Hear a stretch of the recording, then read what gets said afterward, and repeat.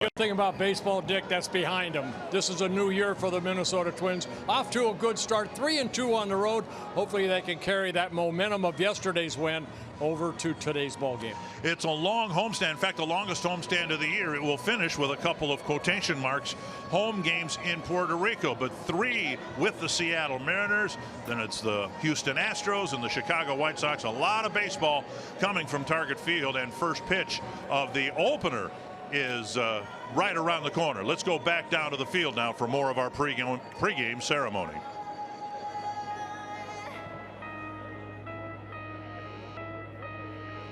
Please welcome the gold medal winning U.S. men's curling team. A 4-time Olympian and 2-time medalist, Schuchty, native of Chisholm, Minnesota. He's a 6-time national champion who curls out of the Duluth Curling Club. Skip John Schuster.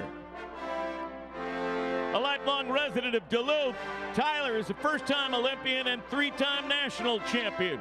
He's also the recipient of the Curtis Cup for sportsmanship. Vice skip Tyler George. Born in Mankato, John's a 2-time Olympian and 3-time Minnesota State High School curling champion.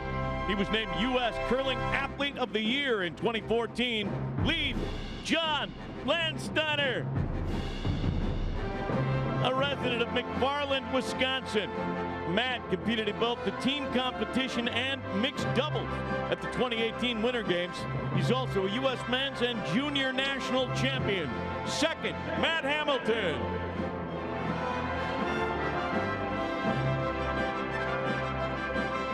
From Cass Lake, Minnesota, Matt is a 6-time U.S. men's national champion and 2-time Olympic medalist, earning the bronze medal in 2006 and bringing home the gold in 2018, alternate Joe Polo.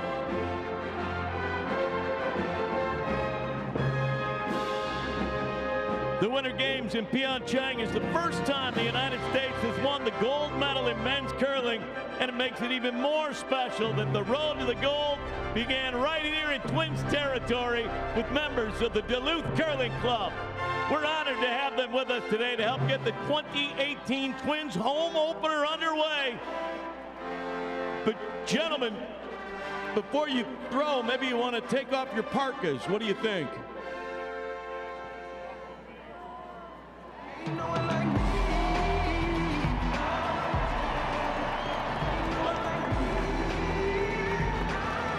That's a little better. It's your pitch.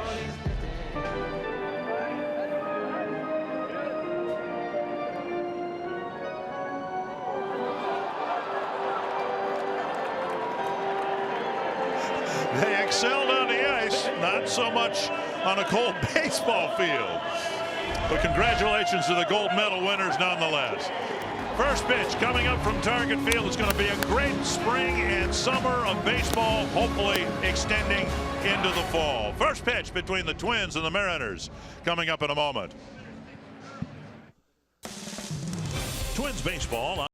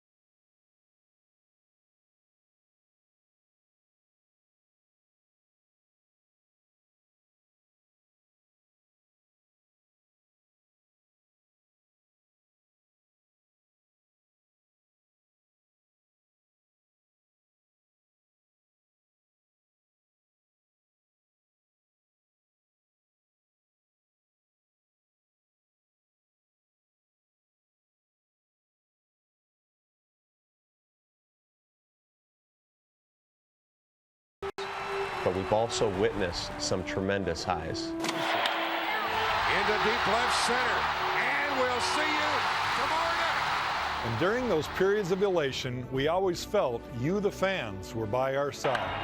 The Twins are going to win the World Series. The Twins have won it.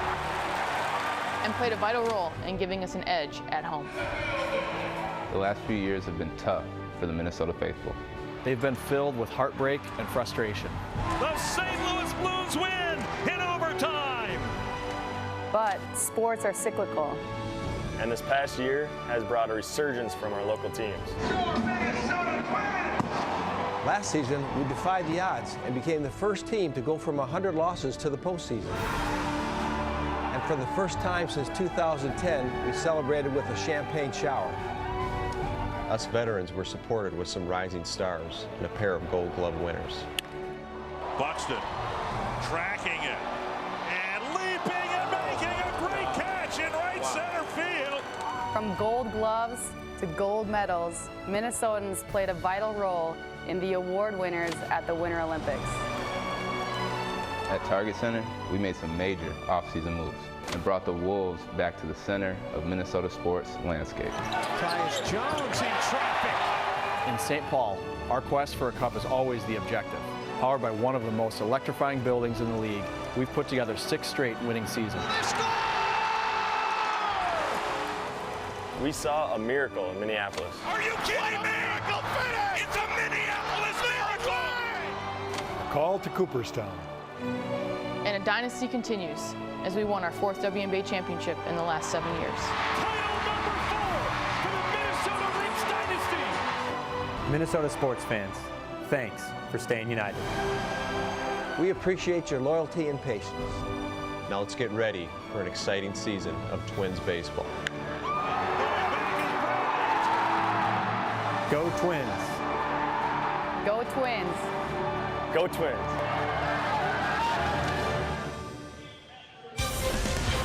And they are ready to go. Yeah, the bar's been raised in the sports realm here in the upper Midwest with the Olympic champions and success on the court, success on the field, and hopefully success on the baseball field as well. For more on the opener, let's head down to the field. Marty Geller's got a special guest. All right, Paul, this is already the 3rd opener you guys have been a part of, but this is your opener, and how is it different? It's different. You know, you come home, we absolutely love our fans, and we realize the importance of their support. And, you know, we got a good enough day to play some baseball, so we're ready to go. And playing and winning at home, it's big for any team. How do you guys want to establish your home field? Well, I think it's important, you know, over the course of the year with the 81 games here that you find a way that your players develop confidence, you know your ballpark, you know how it plays. But more than anything, it's good to have good players. So let's hope it translates into a really good season here at home. Appreciate it, Paul. Good luck today. Okay, thank you. Guys, the manager, he's ready to go. Let's play some ball here at Target Field for the first time this season. Well, the Twins got off to a good start on the road, winning the series in Baltimore, splitting the series in Pittsburgh. And we talked earlier, Bert, about Seattle. They have hopes of getting back into the playoffs. They've had to deal with some injuries that really started back in spring training, dealing with a couple of injuries here early in the season. Nelson Cruz, Mike Zunino, their outstanding catcher, and yet they're 3-2 as well. Well, you know what, the big thing about the Seattle Mariners is they wanted to do the same thing. They have some pitchers that they need to have step up. Offensively, these guys are going to score some runs, but they did acquire D. Gordon from Miami as Miami went and let a lot of their great players go. They got Haley from the Oakland A's. They signed Nicasio to a 2-year contract. So and then Ishiro came back. Ben Gamble is their outfielder, and he's hurt, so they needed somebody to play left field, and Ishiro was still out there. And no better way to end his career eventually at 44 years old. He said he wants to play till he's 50, but you know, to come back as a Seattle Mariner where he first came up and won the MVP and Rookie of the Year back way back when. Well, the Mariners came here from San Francisco. They had the Giant opener, and then at the start of the year they opened at home against the Cleveland Indians, and they've not played in this type of weather before. James Paxton, if he could compose himself after the bald eagle landed on his shoulder. Isn't that awesome? It is cool. It's cold. It's cold, and it's going to stay cold. And you can see the coldest games at Target Field, the low 30s in 2014 against the Blue Jays. And the coldest home opener ever for the Twins was at Met Stadium. And the Allison family, nice enough to send me this picture. That's Bob Allison on the left. The date was actually, the home opening date was postponed because of a similar snowfall to the one we had here a couple of days ago. So that was the snow removal day. Then the next day at 33 degrees, they opened up the home at Metropolitan Stadium. Yeah, it was an interesting pregame show, wasn't it? We, with all the pageantry and the planning and all that, the Eagle was supposed to come near the pitcher's mound, and instead he went after the Seattle starting pitcher.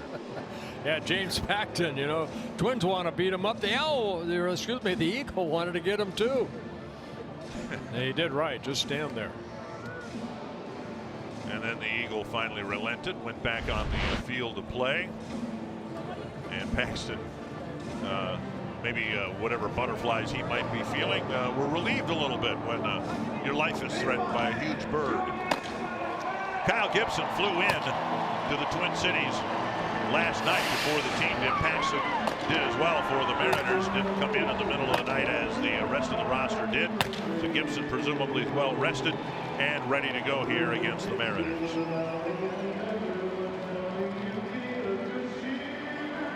Twins wearing the home whites and hoping to get off to a good start here in front of their home crowd. It is a sellout crowd. And again, you see empty seats, and a lot of the people will be huddled around in the concourse area where the heat lamps are. Big moment for Ryan Lamar, making an opening day roster for the first time. We talked last night about the fact that his wife is from the Twin Cities. See Scott Service in his third season as manager of the Seattle Mariners. Take a look at the Menards batting order for Seattle. Dee Gordon in the leadoff spot. And then Gene Segura, Robinson Cano, Mitch Haniger, Kyle Seager, Daniel Vogelbach, Ryan Healy, Ichiro Suzuki hitting 8th, and then David Freitas, the catcher, hitting 9th. Let's take a look at the home furniture starting pitcher. Kyle Gibson making his 9th career start against the Mariners. He wants to repeat what he was able to do in his first start in Baltimore. 6 no-hit innings against the Orioles. Take a look at the scouting report on Kyle Gibson. Good career numbers. We just showed you the 4-2 record in 8 previous starts. And keep the streak going. You go back to August 22nd of last year, his last 8 starts last year. Then you add the one he had. The Twins are 9-0 in his starts, and he is 7-0 with an ERA at 2.60. So he has been on fire since August of last year. Paul Molitor changing it up with his lineup. The Northland Ford defense has Lamar in left, making his first Twin start. Buxton in center, Kepler in right. In the infield, it's Miguel Sano, A-Ray Adrianza getting the start at short. Then Brian Dozier, Joe Mauer, and Mitch Garver behind the plate. Dee Gordon in the box. We are ready to go. Swing and a foul tip, 1 strike. Yeah, Dee Gordon, of course, the second baseman when he was with the Seattle Mariners. Well, Seattle has a pretty good second baseman, Robinson Cano. So when they made the trade. This one line to center, Buxton coming in, and he's got to play it on a hop. Gordon's aboard with a soft single. When they made that trade, Dee Gordon, they were told Dee Gordon he's going to have to play an outfield position and center field. So he lives in the Orlando area. The first person he called, Ken Griffey Jr. Ken Griffey Jr. worked with him out in center field, and right now after 5 ball games they say he has been playing outstanding center field. Gibson didn't give up a hit in 6 innings in Baltimore, and he gives one up right out of the chute here this afternoon. And now Gene Segura shaving the outside corner.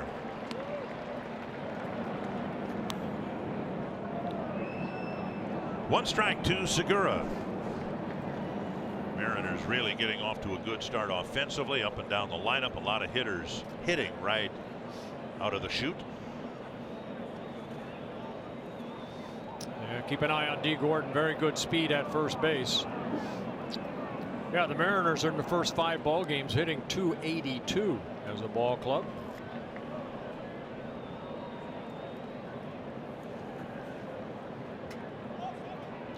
has 2 steals already on the season. Gibson, as we've detailed over the years, pretty good at delivering the ball to home plate quickly. Typically doesn't give up many stolen bases over the course of a season. 1-1 to Segura.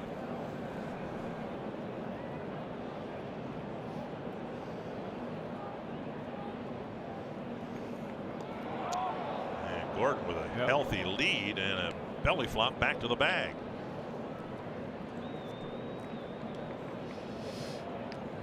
You can see 280 stolen bases in 361 attempts, about 80%.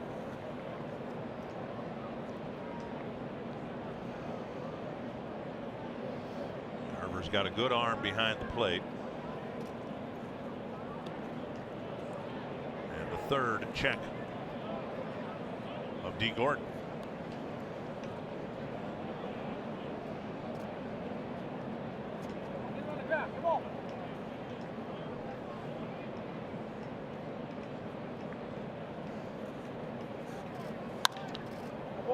Field line, a foul ball back into the seats, 1-2.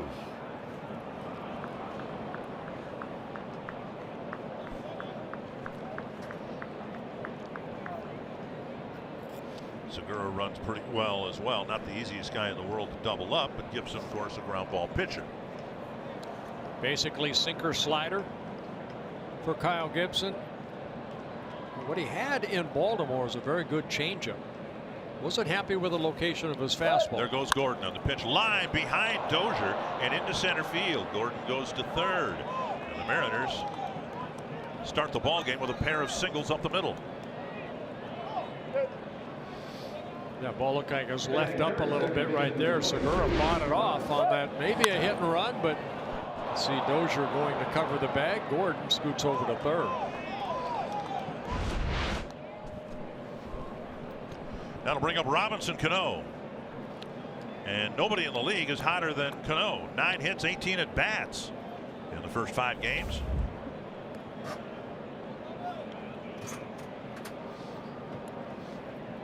Cano, 35 years old now, in his 5th season with the Mariners, 9 seasons prior to that with the Yankees. Fouled over the Seattle dugout. Let's check out the Pizza Ranch for the win. Yeah, whoever says burr the least. Okay. This weather. This chilly weather. You want to sit in the sun right now. Minnesotans know how to dress for cold temperatures. They do. 1 strike to Cano.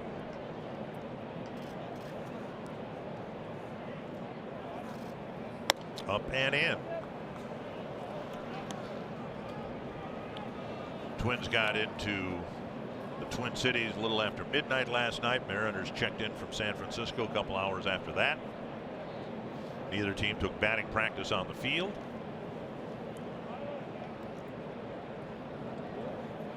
One and one to Robinson Cano.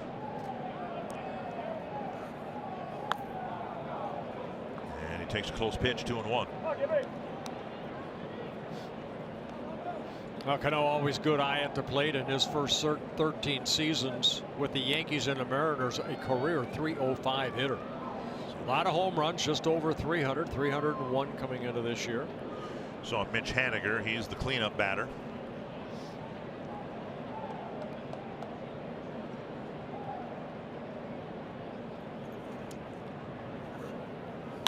Popped up near third. Good pitch.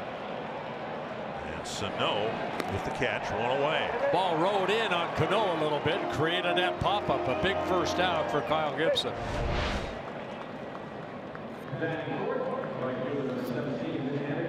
So Cano pops it up.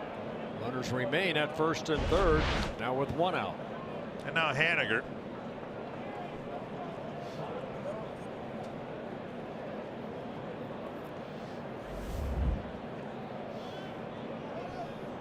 Haniger off to a good start in his 2nd season with the Mariners. This is where Nelson Cruz would be hitting if he were not on the disabled list. Cruz not even with the ball club after an ankle sprain. There is strike 1.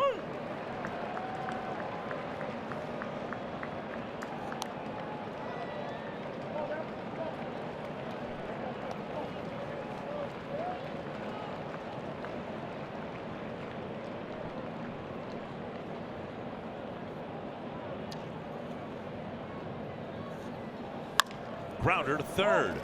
Sano's coming home, and the throw is offline. And now the runner trying to advance to third and is in safely. Sano took a gamble, tried to cut down the first run of the game, but he will be charged with the team's first error of the season. Wow, D. Gordon at third base. Watch the jump he gets. Good throw, probably gets him right here, but you can see it up the line. And Garber has no chance of getting this ball. It hits the railing of the Twins in front of their dugout. Runners at first and third again. Now a run in. Now Kyle Seager.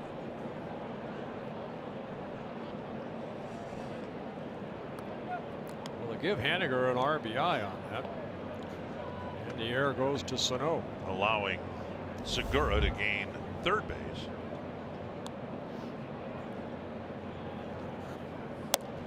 And a fastball, strike one.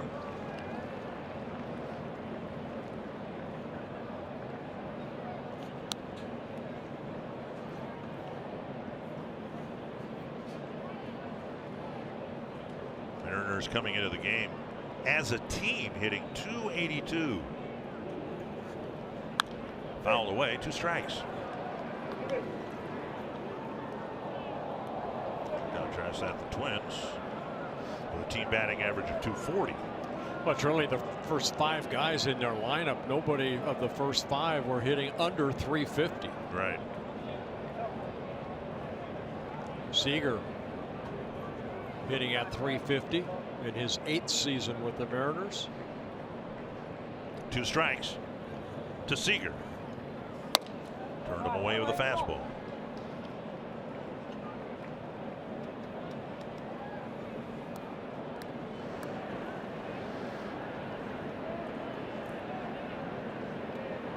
Beautiful day here at Target Field. And we've got 81 of these to bring you.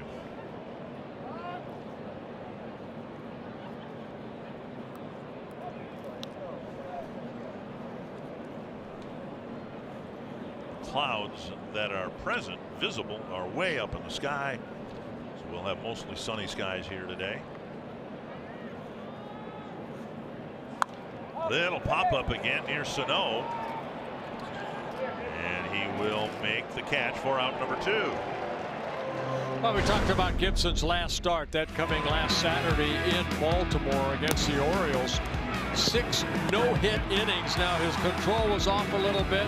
I say he wasn't not happy with the control of his fastball, but he mixed in his other 2 or 3 pitches extremely well. Had 6 strikeouts in that ball game and got the win in the Twins' 6-2 win. Those are his splits from last year, pitching a little bit better, you can see, on the road. So a place that he wants to improve here at Target Field is his record. Daniel Vogelbach, the DH in Cruz's absence. And missed inside with a fastball. Ball 1.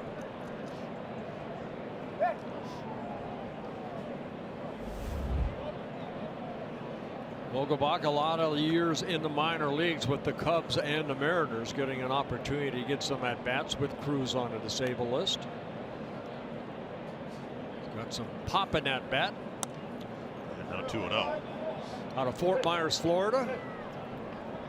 Vogelbach went to Bishop Furrow High School right there near the Twins spring training complex. Is that the one just across the road? No, that's south Fort Myers. Okay. That's where Kepler went to school, actually. Yep. Bishop Furrow, a private school that's closer to where I used to live, off of Colonial and Summerlin. Good school. Liner to right, a base hit. The Mariners take a 2-0 lead with Vogelbach singling sharply to right and Segura scoring from third. Vogelbach picking up his 2nd RBI. Looked like a high changeup right there. They waited back nicely. Yep, ball left up. Vogelbach lining it into right field. Segura scores. And now Ryan Healy will bat.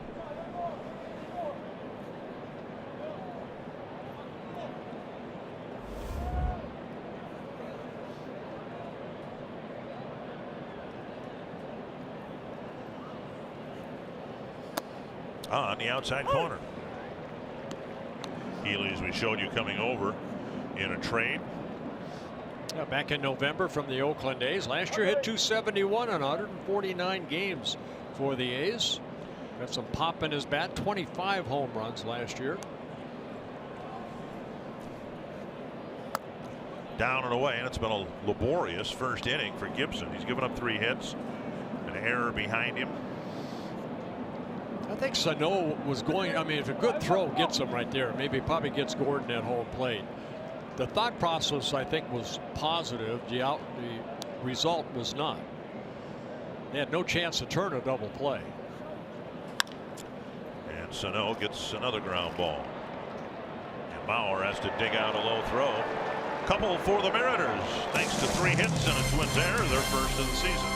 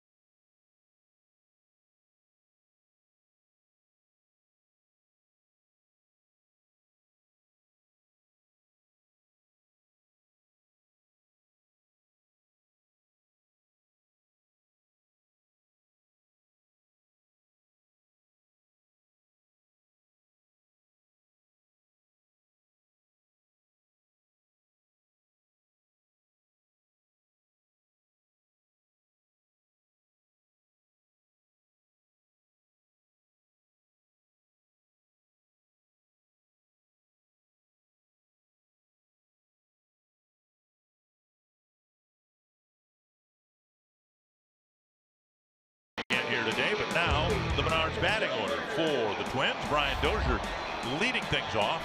And Joe Mauer, Miguel Sano, Robbie Grossman, Byron Buxton, Max Kepler, Ryan Lamar, A-Ray Adrianza, and Mitch Garver. And for the first time, they'll be facing a left-handed starter. This one, James Paxton, making his second start. Home Furniture has got a report on James Paxton. You can see his career: 75 starts, 30 wins, 21 losses. This kid has outstanding stuff. It's just a matter, can they keep him healthy? In the scouting report, making his 4th career start against the Twins, 2 wins, 1 loss. Brian Dozier with 4 home runs over the last 3 games, including one last night that started the Twins' comeback in their come-from-behind win. Dozier, Mauer, and Sano against Paxton here in the first. Down and away, and it's 2-0. Paxton did not have a good outing against the Cleveland Indians at Safeco Field. He walked 4 in that ball game, threw 104 pitches in 4 2/3 innings, gave up a couple home runs, one of them a grand slam, his first career grand slam he had allowed. 2-1 to Dozier.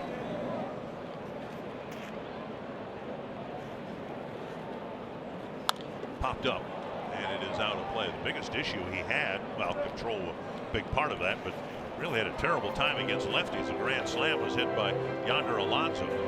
Left-handers were 4 out of 6 against Paxton, and a lefty, a pretty good one, is in the on-deck circle for the Twins. 2-2 to Brian Dozier. And this one popped up, might be playable. Healy in front of the Twins dugout, 1 away. Let's check out the Mariners in the field. One area they hope to improve upon from last year. 44-year-old Ichiro Suzuki in left, brought to you, of course, by Northland Ford. D. Gordon at center, Mitch Haniger in right. Then in the infield, Kyle Seager, Gene Segura, Robinson Cano, Ryan Healy, Freitas behind the plate. One down, and now Joe Mauer.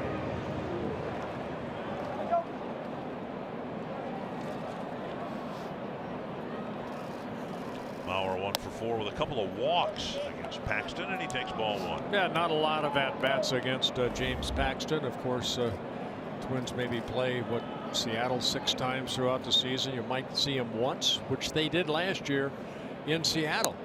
There's a strike on the outside corner. He got a lot of run support last June against the Twins in Seattle. Ended up winning that ball game 12-3. He worked 5 innings. He got the win.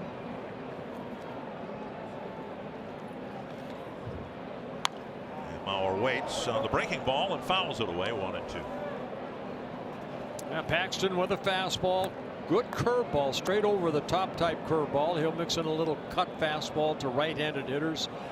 And his changeup is a circle changeup.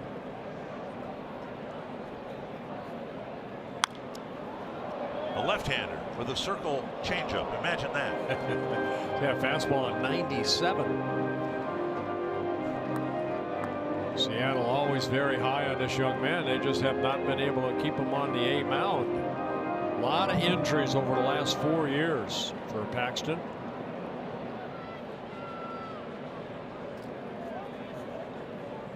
Mauer takes inside. Again, 97 miles per hour, 2-2. Had a good year last year. He spent 2 times on a disable. This ended up making only 24 starts, 12-5 with a 2.98 ERA. Strained his left. Back to the glove of the lefty. 2 down. Strained his left Portola. Pectoral muscle. I don't know what's a pectoral muscle. Your chest. Oh. Huh. I don't know what a pectoral is. Just making up words again. Here is Sano. Good at that. Sano. It's like an oblique strain. How do you hurt your oblique? It's in your side. You have a sore side. And Sano takes just in off the plate. Ball 1.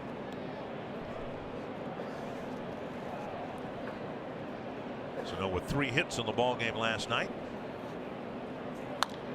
This to the right field corner. Twisting. Foul. Twins with 43 hits on the year, 22 of them for extra bases. They've got 13 doubles and 9 home runs. All 9 home runs have come with the bases empty. Swing and a miss, and it's 1-2.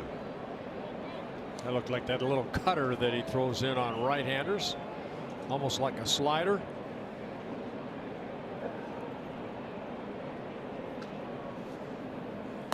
Half swing. Did he go? No, says first base umpire Adam Hammery. 2-2 to Sano.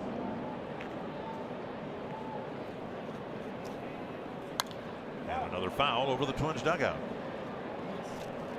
Dan Bellino has plate duty. Adam Hammery's at first. Tom Hallion at second. And Phil Cuzzy at third.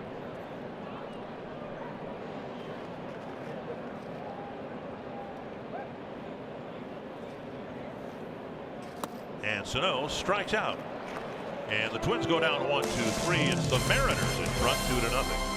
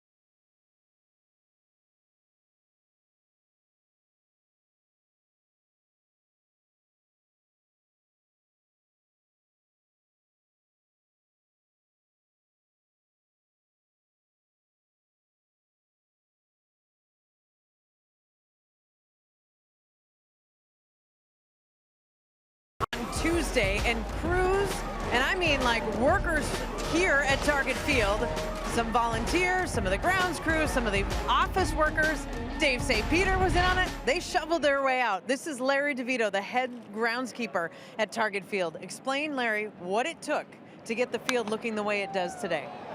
We've been on top of maintenance since March 15th, so any window we had where the weather's been at least, 35 to 40 degrees, we've tried to get out and do the work. So we weren't really behind on anything on the field. We were in pretty good shape going into the storm. Well, you and I talked about this storm in particular, and you said you've never seen anything like this because this was not a spring storm. Explain the difference.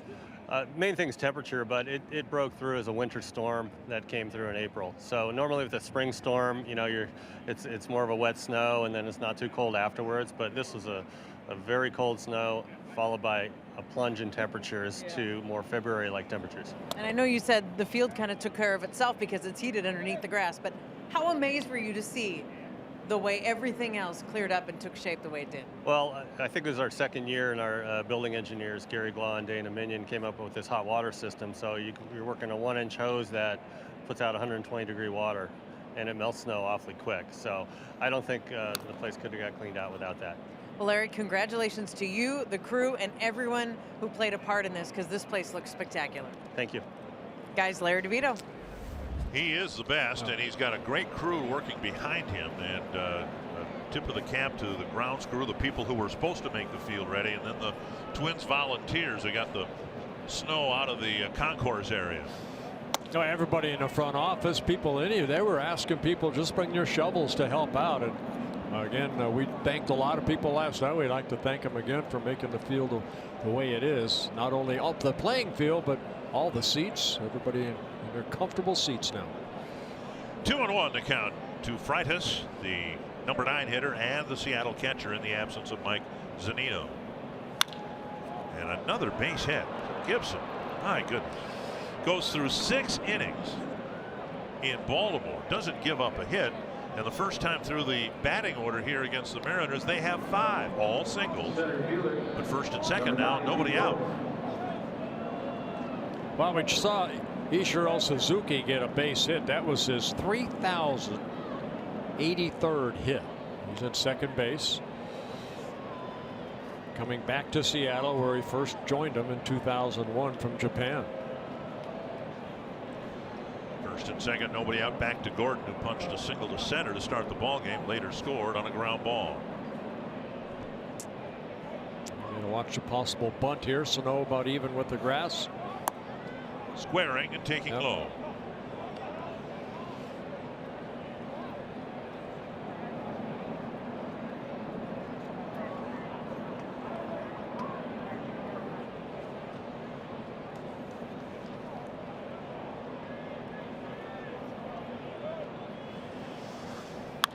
Fouled away, and it's 1-1. Well, when you're Seattle and you're able to get a guy like D. Gordon, pretty good pickup. Last year, 158 ball games with the Miami Marlins, hit .308, stole 60 bases.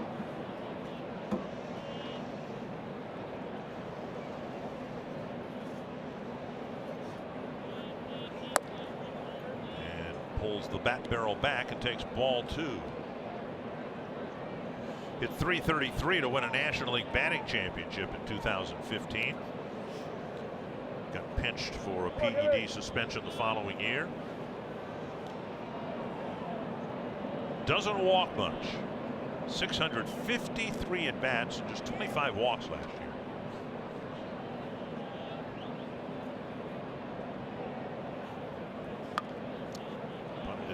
Foul, 2-2.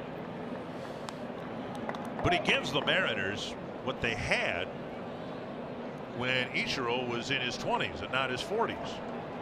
Slap hitter with speed, and to the surprise of many, very good outfield defense. That was the concern. Right. Ichiro, of course, so many Gold Gloves in right field. Now kind of a utility outfielder for the Mariners. 2-2 to Gordon. Got him. Called third strike. Well, big strikeout right there for Kyle, his first. Gordon will strike out between 90 to 100 times, and Gibson clipped the corner here. You see that two-seamer come back just a bit and clip the corner. That'll bring up Segura.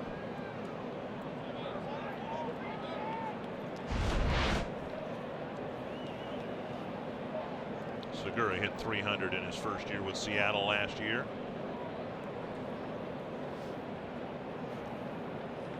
And a first pitch strike.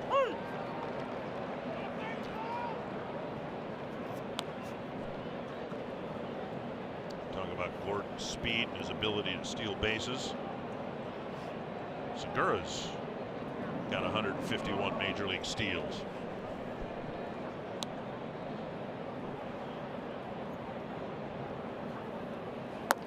Breaking ball off the plate, 1-1.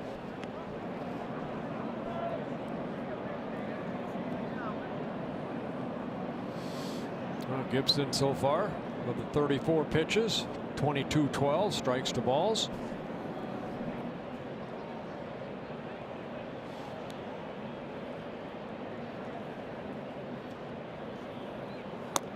On the outside corner.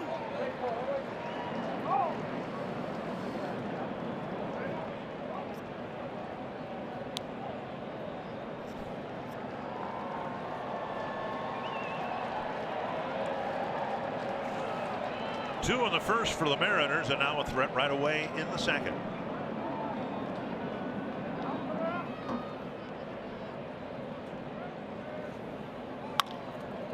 Might be able to get two. One. Safe at first. Segura beat it out. First and third, 2 down. Adrianza to Dozier to Mauer, not quite in time. Paul Molitor with his left leg out of the dugout. They're going to take a look at it. I'll tell you what, Segura kind of kicked it in right at the end. If he did stay out of the double play because they hustled out of that box. Dozier gets it, flips it over to Mauer. And Mauer and the stretch. Like Segura got there before that ball could get in the glove. Speed keeps the inning alive. Suzuki to third, 2 down, and now Robinson Cano. And now home plate umpire Dan Bellino comes over and has some words with Scott Service. And I don't know whether the question is how long it took for the Twins to decide not to challenge.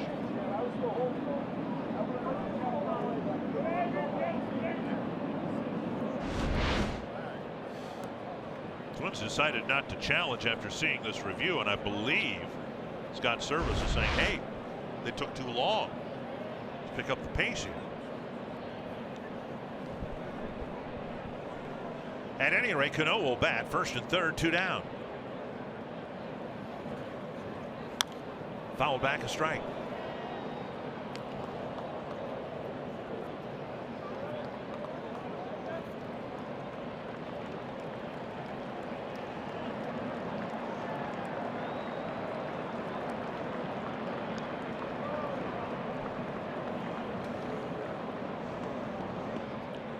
Popped up to his buddy Sano his first time up.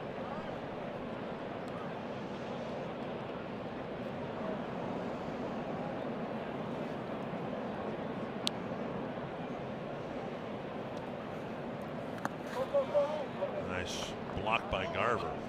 Twins fans are hoping that Sano will take Cano's advice in terms of conditioning, the ability to get on and stay on the field. Cano hardly ever misses. He's had 5 years where he's played in at least 160 games. Half swing and Garver again, and this time they call a check swing strike, 1-2 to Robinson Cano. Oh, they're built completely different, but you're right. Cano is a guy that has always been able to stay healthy. Yeah, the barrel of the bat going a little bit too far. Only played in 150 games last year. Big pitch here for Gibson. Big at bat as he hopes to keep the Twins within a pair of runs.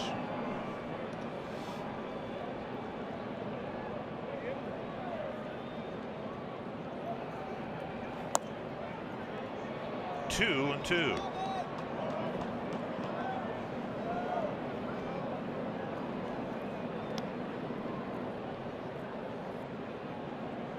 Gibson hoping that Haniger leads off the third.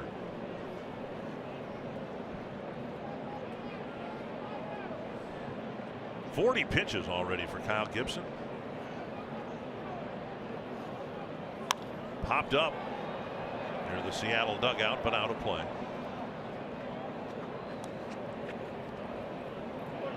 Now Gibson in that start in Baltimore, 6 no-hit innings through 102 pitches. 56 for strikes. Trying to get the final out here in the second.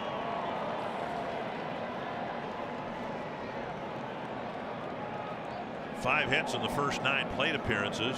Gibson trying to pitch out of a second inning jam.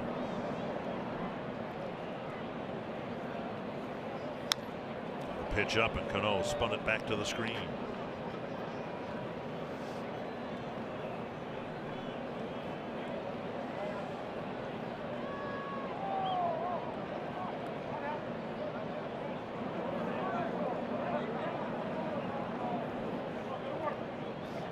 Ichiro at third. Segura across the way at first.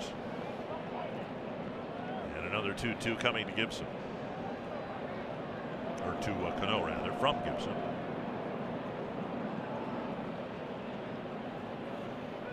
Got him. The Mariners start the inning with a pair of singles, but strand 2, and it is still 2-0 Seattle. Byron Buxton will hit in the middle of the bottom of the second.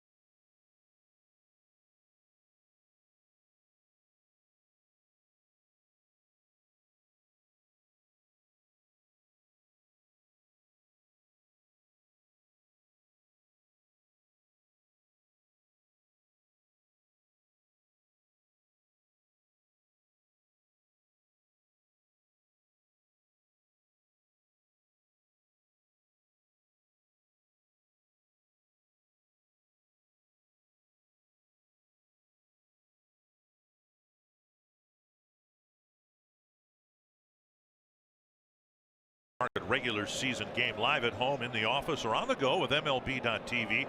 Your subscription includes MLB at Bat Premium, allowing you to watch live baseball on your favorite supported devices. Blackout, other restrictions apply. Visit MLB.tv for details. And because of the good folks at MLB.tv, we welcome all of our viewers wherever you may be.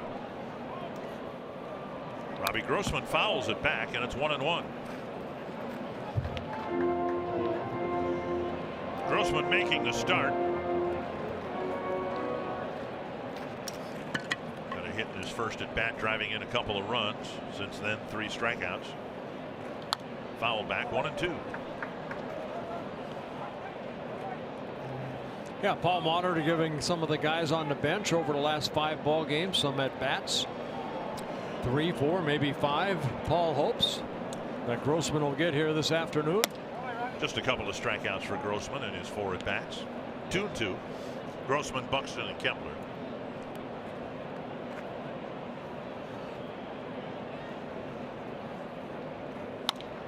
Little pop up short right field, and Cano retreats. 1 down. And that'll bring up Byron Buxton. Center fielder number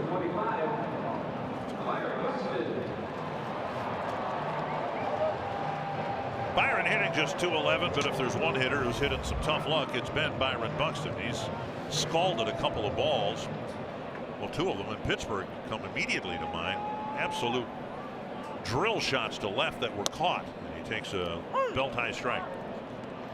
2 hits in 4 at-bats against Paxton.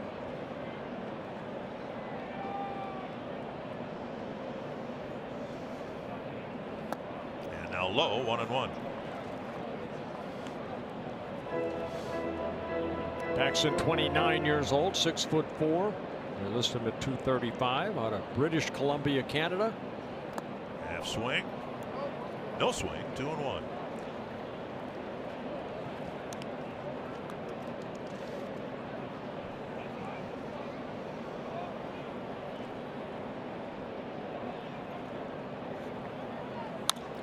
Fouled away. Give Paxton a lot of credit for keeping his composure when the eagle landed on his shoulder. Remained stoic. Didn't panic. At least he didn't show any panic. No. 2-2 to Buxton. That's to short center. And that'll drop between 3 Mariners, and Buxton's aboard with a soft hit. They say over the course of a season things even out. I don't know if that's true or not, but one of the line drives that Buxton had that was caught has just been redeemed with a soft flare single to right center. He got jammed a little bit right there, and D. Gordon was playing pretty deep out in center field. Buxton fighting off this pitch and hits it softly into no man's land. Cano going back. See Speedy Gordon coming in, not able to catch it. Well, the first hit of the ball game for the Twins go to Buxton. Kepler getting the start against a tough lefty. He's had 3 plate appearances against left-handed pitching this year. He's 1 for 2 with a walk, and the one was a ringing double off the right center field fence. That was against Josh Smoker. Buxton will divert attention from Paxton. Slide step and over for strike 1. Yeah, breaking ball right there. Actually, left-handers coming into this ball game hitting .279 against Paxton. Opponents overall hitting .241. Right-handers hitting only .235.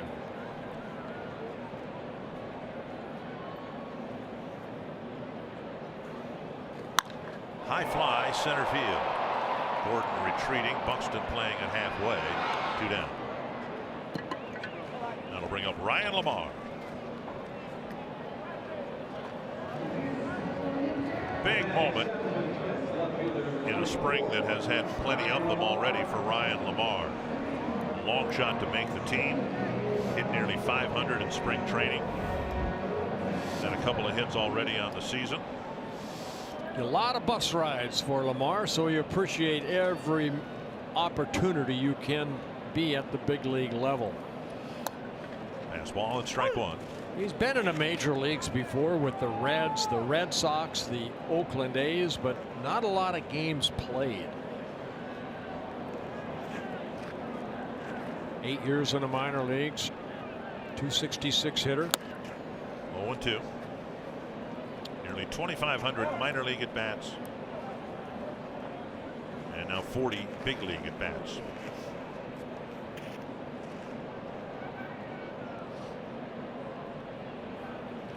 Oh, 0-2.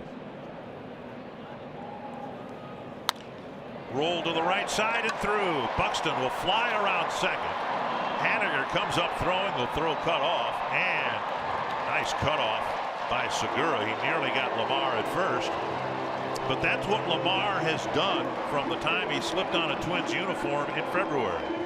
Well, he got a pitch up right there, went with it. Good defensive play by Haniger because he charges this ball. Of course, Buxton and his speed, he scoots over to third, but he really throws this ball hard to Segura. And Segura, watch his reaction right here. Something they work on in spring training, I'm sure. Throws behind the runner, and Lamar able just to get that hand on the bag. That's a good defensive play by the Mariners. A couple of opposite field hits here in the second inning, and now Ere Adrianza. Fastball on the outside corner.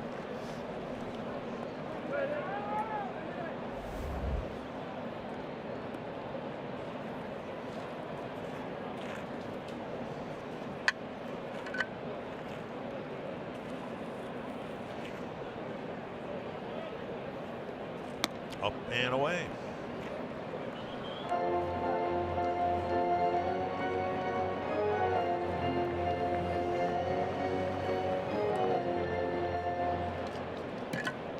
Adrianza hit the ball well in spring training. Swing and a miss. Just one hit and 5 at bats so far in the regular year.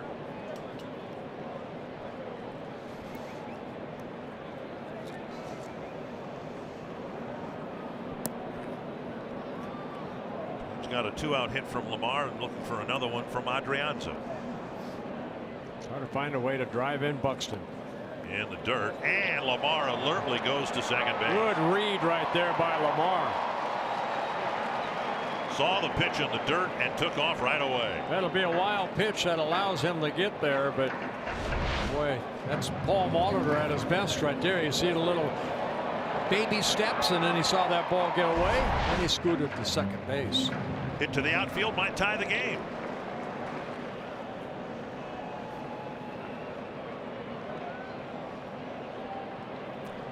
Two and two to Adrianza.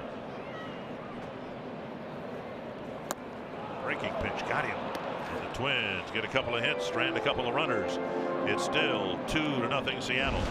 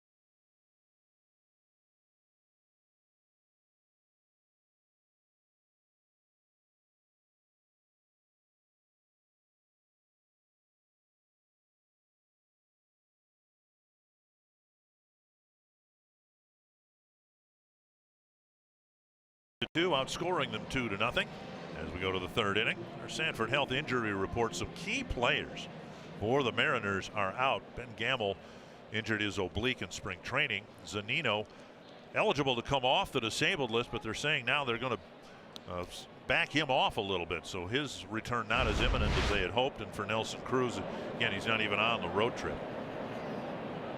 Haniger takes inside, ball 1.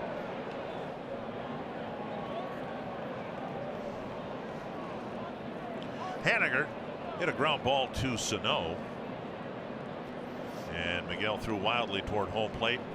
Haniger got credit for run batted in, and now from the hole, bobbled by Adrianza, and the Twins have committed their second error.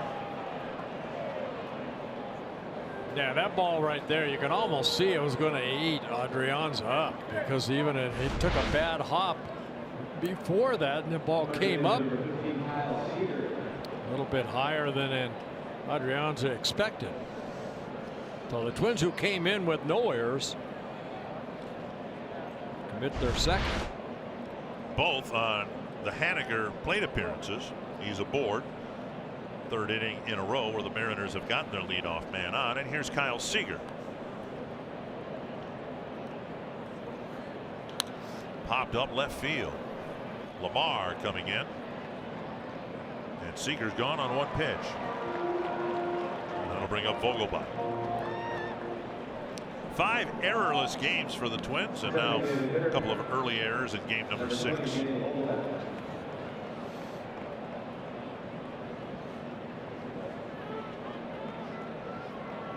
Vogelbach drove in a run with a single to right field his first time up. They got a changeup that was left up by Gibson, and he lined it into right.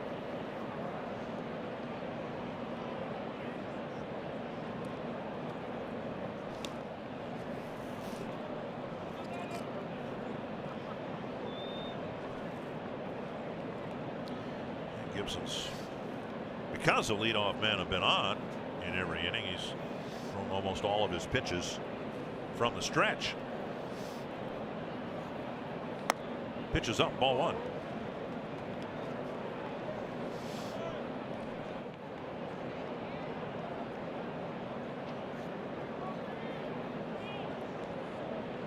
Haniger not much of a threat to steal.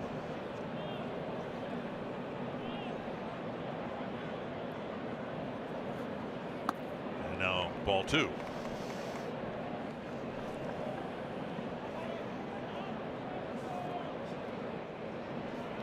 See the shift that they put on. Sano at short. Adrianza moving over towards second. Brian playing the gap between first and second. 3-0. Mentioned Gibson didn't give up any hits in his start against the Orioles, but he did walk 5, which is uncharacteristic for him. Hasn't walked a batter yet. Trying to come all the way back from 3-0 to get Vogelbach. And a strike.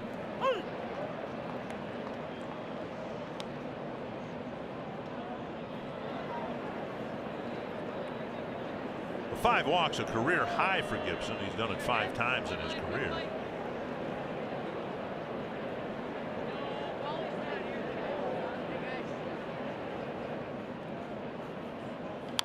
And now 3-2.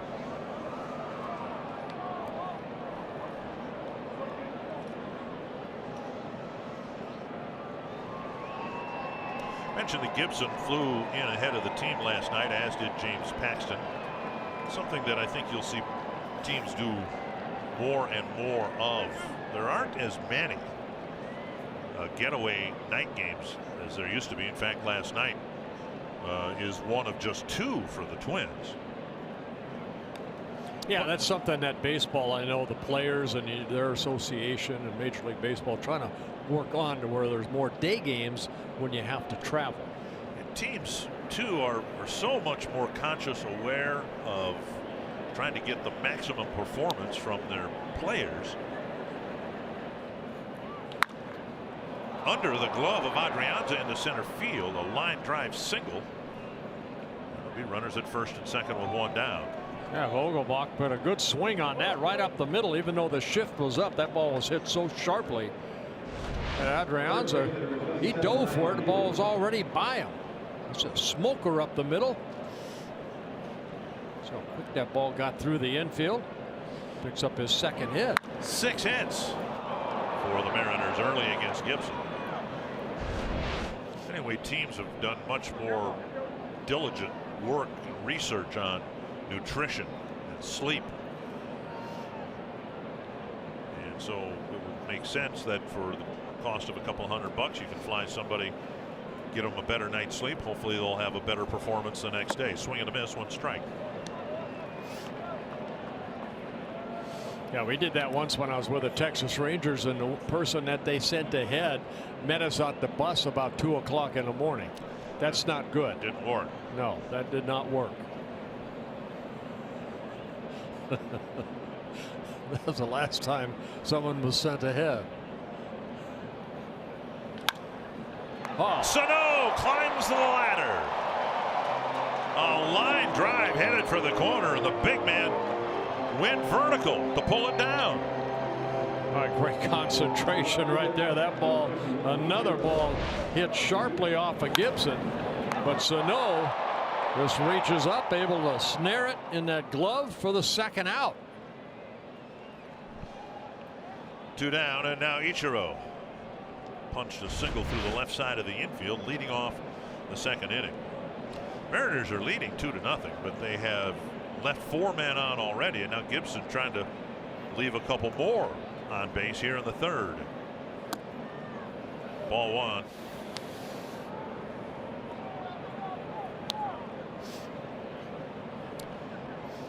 As Suzuki plays into the sunset of his career,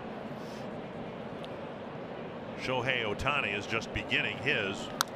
Bounced up the line. Mauer has it, and he'll go to the bag.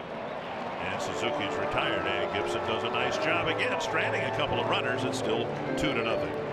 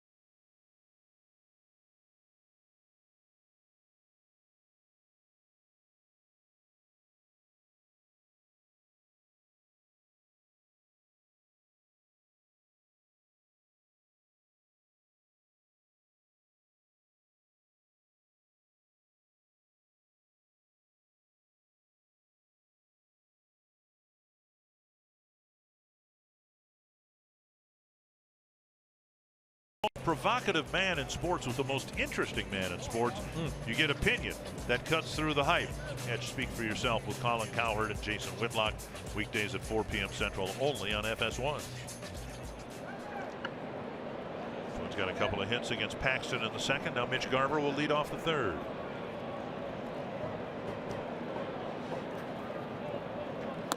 And Garver takes at the knee, strike 1.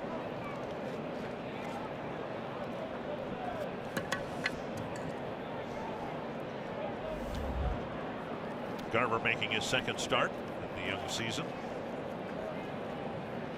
In the dirt, 1-1.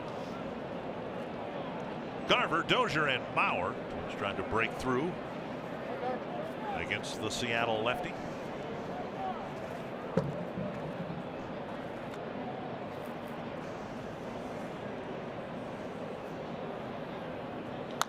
That's to the right field corner, fairly deep, chased by Haniger, and he doesn't make the play in fair territory. Garver stands at second base. You could sense in his final steps the unfamiliarity with the corner. Well, it looked like he had the ball. He had it tracked, but it looked like to hit the heel of a glove and then popped out.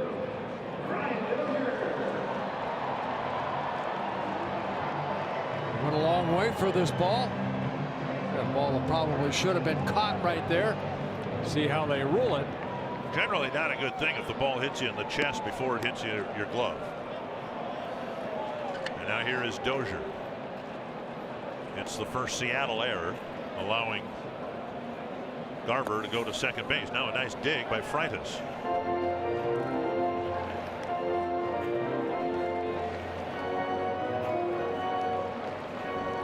Dozier with a foul out his first time up. Trying to take advantage of the runner at second base with nobody out. Swing and a miss at the fastball. Brian Dozier, part of our Dairy Queen combination. See Dozier already this year with 4 home runs. Eduardo Escobar not in the lineup. The middle infield mate for the Twins has gotten some big hits already in the young season. 1-1. Another nice block by Freitas. Well, you always want to be strong up the middle defensively. You always think defense. Give me a good catcher, give me a good center fielder, give me a good second baseman, shortstop combination. But then when they can produce, you're saying something. And Seattle almost has the same thing. Middle infielder, center fielder very well.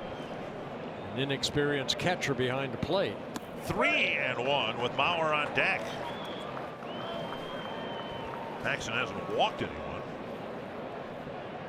but he's thrown 45 pitches and he's only gotten 6 outs.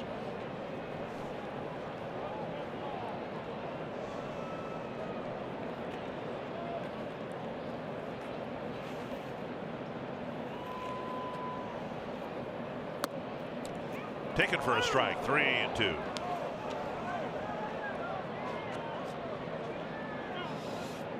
Of course, Brian likes that ball up a little bit. Ball at 96 miles an hour. Knee high. Dozier wrecked left-handed pitching last year. Hit .331 against lefties. And he strikes out. 1 down, and Dozier looks back at Dan Bellino, asking perhaps about strike 2. Bring up Mauer. Well, Paxton picking up his 3rd strikeout. Going back out over to the plate. Brian swinging through it. It's a nice comeback by Paxton. He gave Dozier a couple of fastballs, but he put him in a really good spot. 1 called, 1 swinging, a strikeout, and now Mauer. And a 1-hopper back to the mound.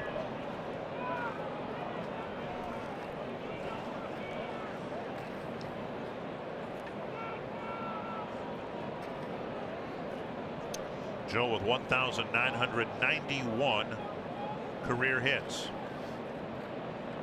Obviously a chance to get career hit number 2,000 in this homestand. That's to the backstop. And Garver will go to 3rd. There have been so many in the dirt, both in the Dozier at bat and first pitch to Mauer, and that one skipped right between. I don't know if they're crossed up right there. They're going to talk about it right here. Watch the pitch. Yeah, they're definitely a cross up.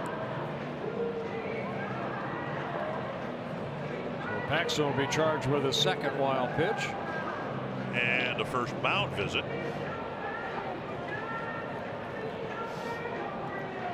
Yeah, you were right last night about that when Castro and Rogers got crossed up.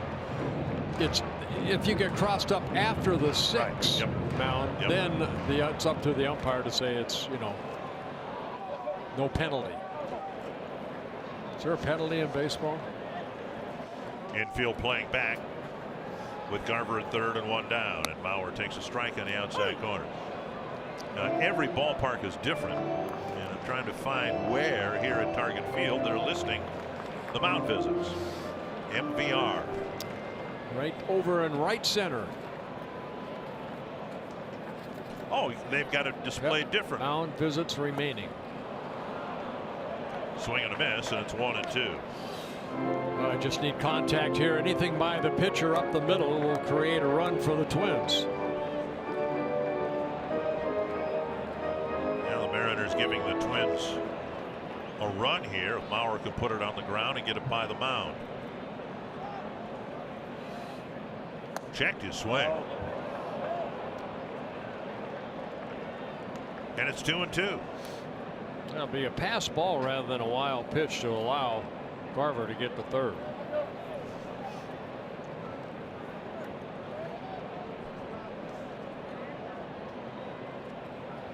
Two and 2. And Mauer strikes out. 2 down. Back-to-back strikeouts for Paxton. veteran hitters, one righty, one lefty, and Paxton got them both. Yeah, fastball away. Maybe a little cutter right there at 89. Now Sano, who struck out his first time up, and the Twins are in danger of squandering a scoring opportunity here in the third. Outside, ball one.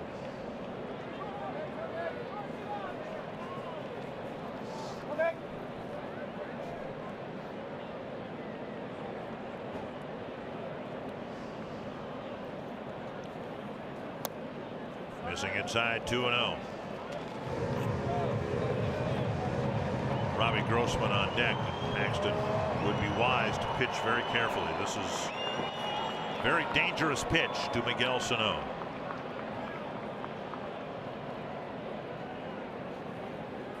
And up and away, 3-0.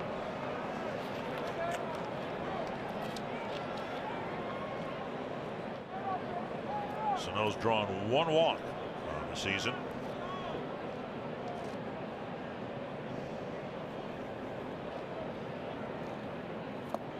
Breaking ball down and in. He gets a swing and a miss. Yeah, you might have the green light, but it has to be a pitch to your liking. That was a breaking ball down and in. Really good thing that he swung and missed rather than put that ball in play. And there's ball four. First walk for Paxton. Now Grossman, who popped up to Cano in short right field his first time up.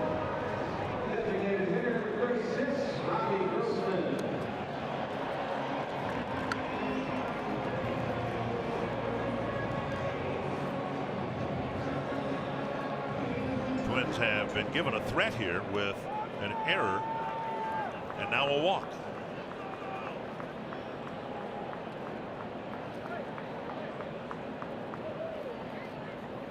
Swing and a miss. That cutter. There's plenty of velocity behind it. We've seen it at 89. We saw that one at 91. But when the hitter knows he can hit 97, it's a really effective pitch.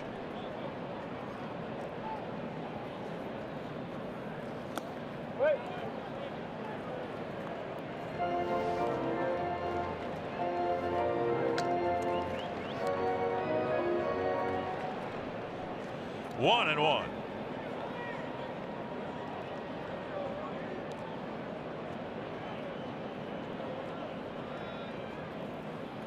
Up high, and it's 2-1. And Paxton kind of slumps his shoulders and looks in. Thought he had the upper registry of the strike zone, and he did. 2-1 to Grossman.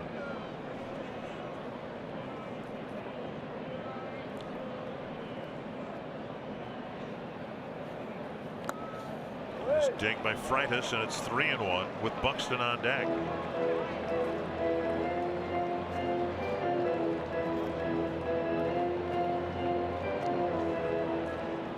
Grossman's greatest attribute as a hitter might be his plate discipline. Fouled away, now 3-2. And Sano will be able to leave early because of that.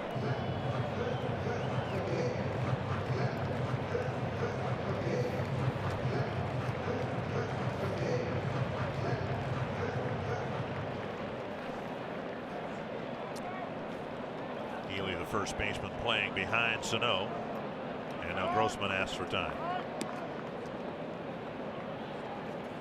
Talked about all the doubles the Twins have hit. 13 in 5 games. They could use one here. And Grossman chases, and the Twins leave runners at first and third. The gold medal curling team is going to join Marty Gelder when we come back.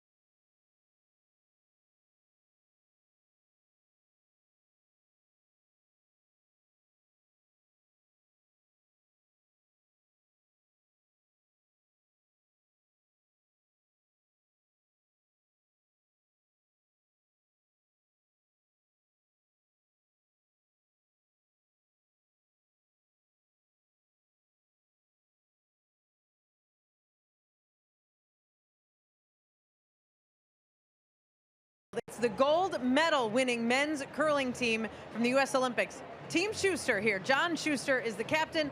You guys were introduced before the game, walked across the field to a standing ovation. How cool was it to be included in the Twins home opener?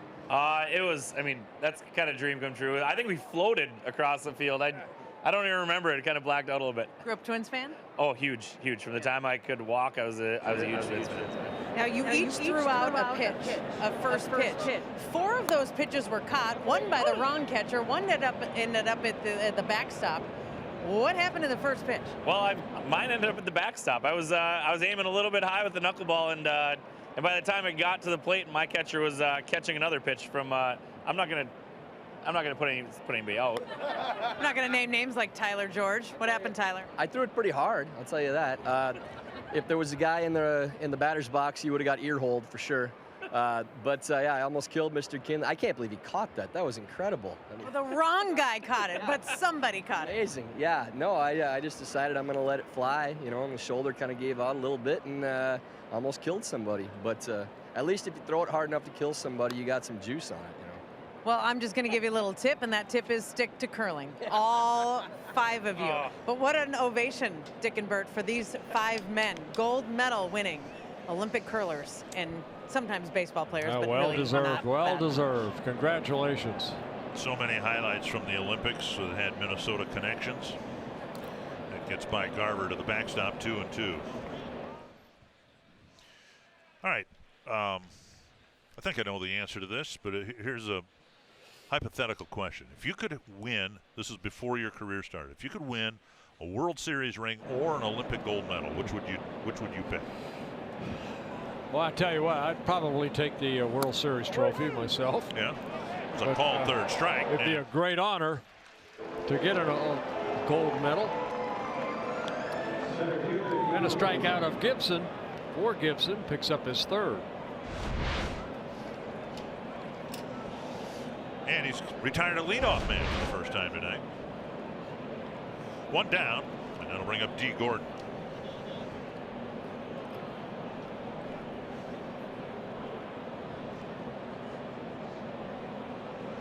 I tried curling this year on the Caravan. Yep. Ball hit up the first baseline. Mauer to the bag. He'll beat Gordon. 2 down. Have you ever tried that? Well, I did it on the Caravan last couple of years. Oh, you did? Okay. All right. Yes. Built for Baseball, presented by T-Mobile, the best network for streaming baseball, because your stadium should be where you make it. 2 down quickly here in the 4th inning. Well, the rock is what, about 40 pounds, yeah. Is it not? And let's see, how can I best describe my effort? The effort was there. The execution was embarrassingly bad. I mean, I made sure that the videographer who accompanied us on Caravan erased the video.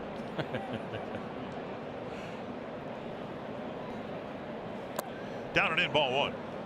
That's basically shuffleboard on ice. Oh, now you're going to be in trouble with the curlers. No, I mean, you know, your goal is to hit it into that triangle, right, more or less. Yeah. Get the points. I'm good at shuffleboard. I'm terrible at curling. Segura bunts it into himself. Was he in the box? Home plate umpire Dan Bellino says that he was. Paul Molitor had a real good angle on it. No squawking from the Twins manager. You can see right there in the box when the ball comes back and gets him. We saw Ray Adrianza nub a ball in front of the plate and step into it in Pittsburgh. He accidentally kicked it. 1-1 to Segura. Bounced foul. He's got Brocious on the line.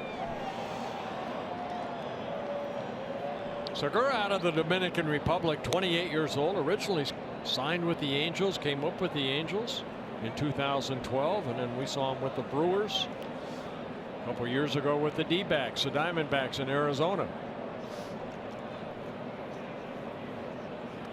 And that's through Garver to the backstop.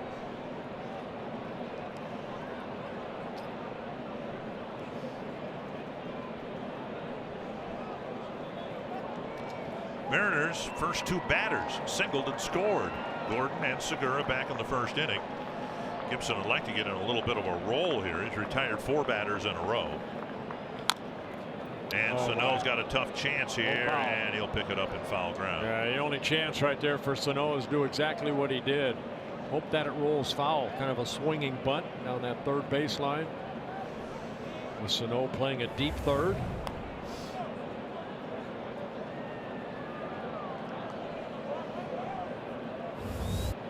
Two and two.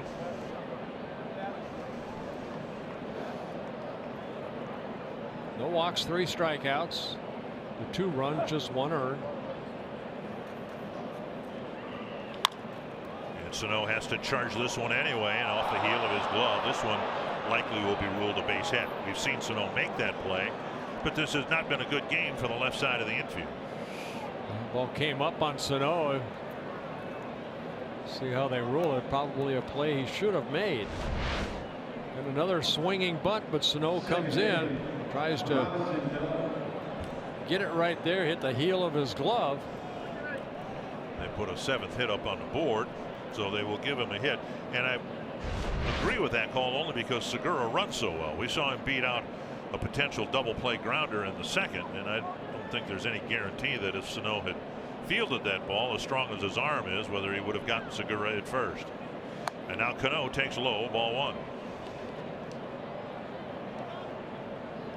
Cano with a pop to third and a swinging strikeout to end the 2nd. Mariners have 2 runs, but they've left 6 men on.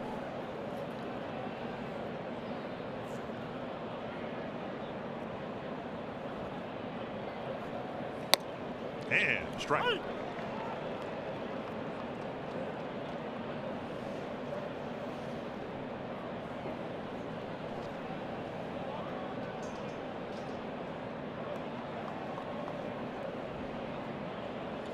I don't know that the grass is growing much, but it's sure nice to see it green.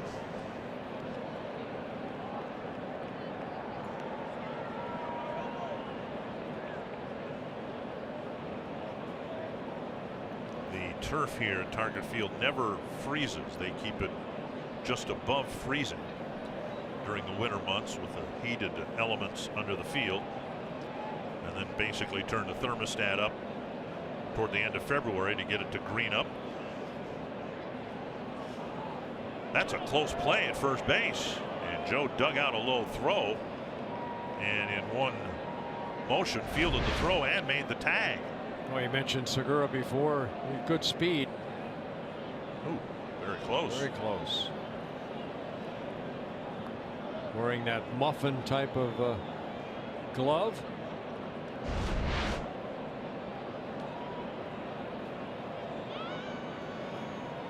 Up and in, and it's 2-1.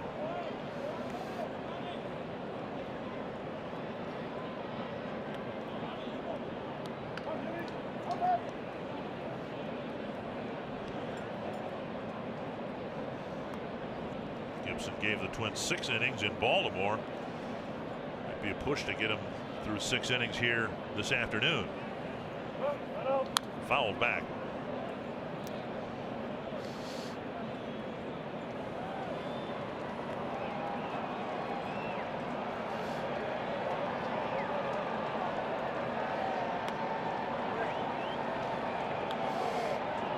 Pitch number 73 for Gibson. Again, 102 pitches in the 6 no-hit innings in his last start.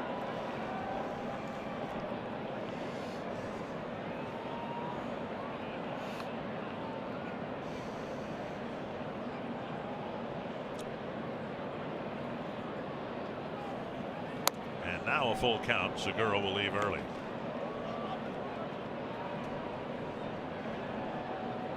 We're letting Gibson know that he'll be playing behind Segura.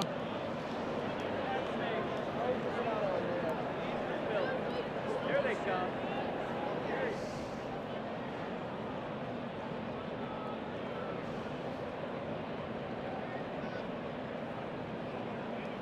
Runner goes, and the pitch lifted foul over the Seattle dugout.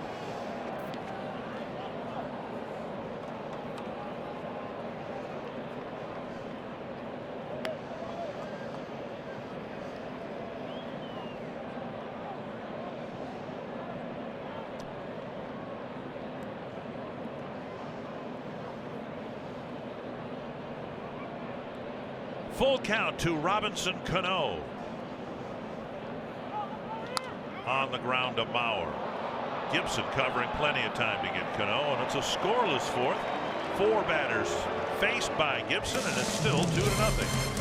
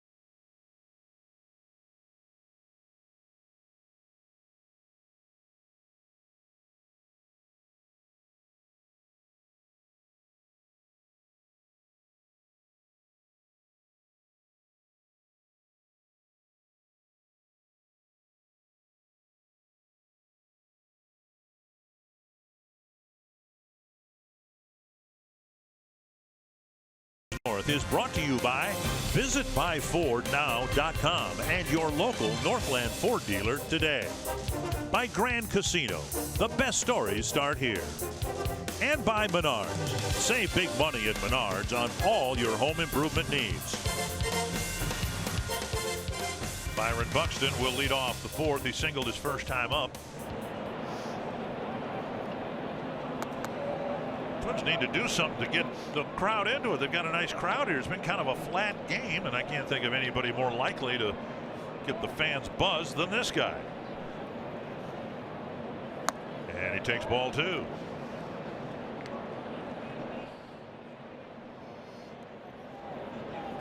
Buxton, Kepler, and Lamar.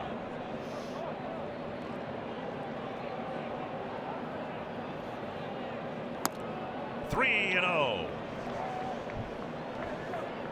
Well, Paxton struck out 5. He walked 1 batter, and that was Sano last inning.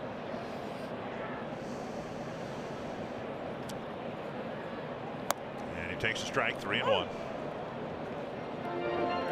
Buxton looking for his first walk.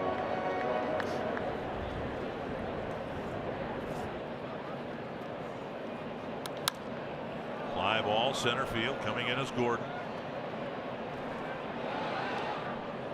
1 down here in the fourth. And our Pepsi fans in the game enjoying Twins baseball for the first time in months. Good to see Mom and Dad here and the youngsters.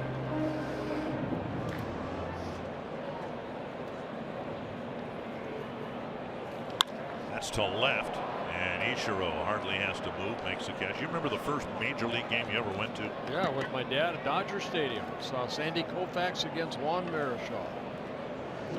I don't know who won, but I'm guessing the score was 2-1. It was a 1-0. 1-0. Mr. Koufax shut out the Giants. And Ryan Lamar will bat. Remember the first time walking into Metropolitan Stadium, and you have to understand, I was a big Twins fan growing up, but my images of Twins baseball were in black and white. We had black and white TV. Yeah. So it sounds like a cliche, but it was really true. My most vivid impression of coming to a game, and it wasn't opening day, but coming to a game was the brilliant green grass and how alive everything looked. 1-0 to Lamar. I'm sure you listened a lot on the radio. And watched on TV when they were on 50 games. Yeah. Lamar got another base hit, getting a ground ball base hit to right. And the Twins got their 2 hits in the 2nd inning. And now 2-1.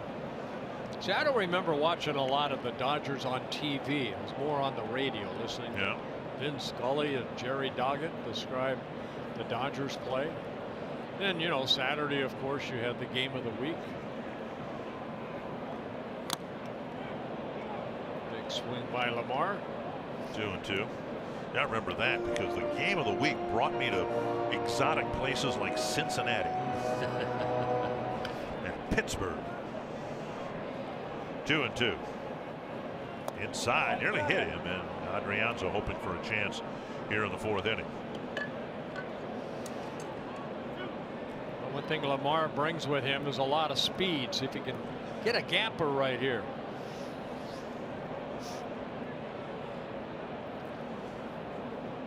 Full count from Paxton to Lamar. Got him. And Paxton, who struck out the side in the 3rd, has a 1-2-3 4th and hangs on to that 2-0 lead.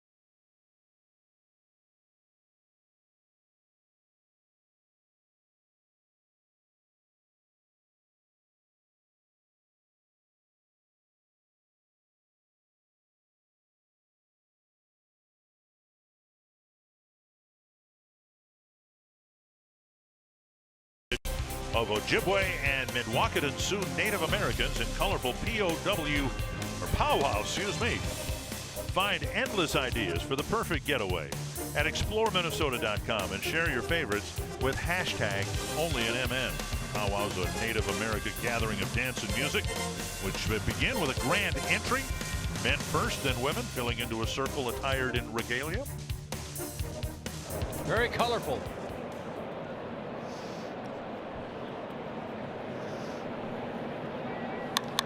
High fly, right center field. Retreating is Kepler. That ball drifting to the wall. Buxton with a leap and a catch on the warning track. Haniger with a deep fly. And Buxton hauls it in, 1 down. That shows some of Haniger's power right there, because I thought it was just a fly ball to right center. The ball just kept seeming to drift. And Haniger, a ball hit up, and Buxton goes after it. Kepler. And it's Buxton that calls Kepler off at the last second. Great concentration. You can see Buxton calling him off. Makes a nice catch as he bangs it into the wall. 1 down, and now Kyle Seager. Seager with a pop to 3rd and a fly to left. Down low, ball 1.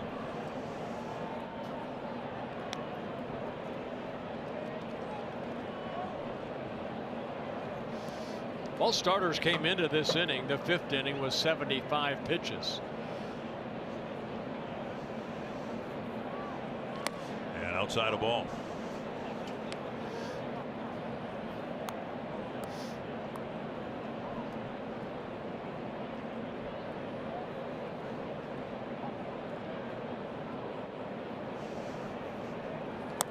And outside now, 3-0. Vogelbach on deck. Gibson has not walked the batter. He has 3 strikeouts. for a 1-2-3 inning.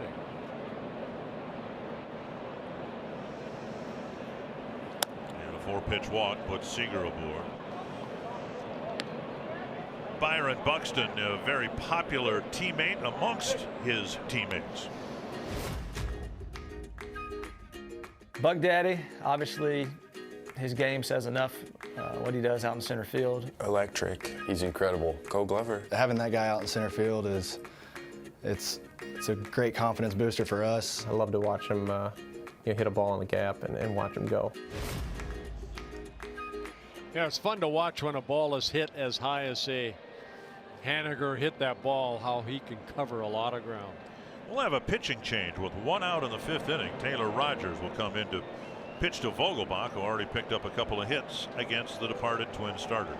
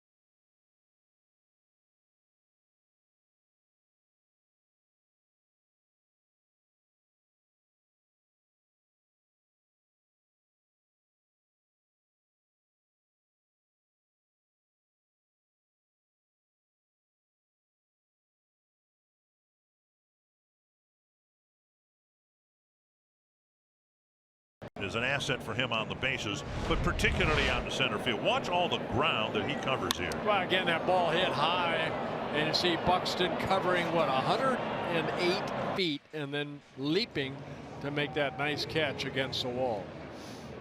You can see right there, I've got it, Max Kepler, and he does. Taylor Rogers comes into the ball game. Vogelbach had picked up a couple of hits against Kyle Gibson, and Molitor, trying to keep this a 2-0 ball game, will bring the lefty in to face the lefty. Yeah, Taylor coming in the same situation he did really last night in Pittsburgh when Jake Odorizzi worked 4 1/3 innings, got the final 2 outs, did give up that base hit that Rosario threw out the runner at home, and Taylor Rogers ended up getting the win, making his 3rd relief appearance. Rogers misses low with his first pitch. And now outside with his 2nd pitch.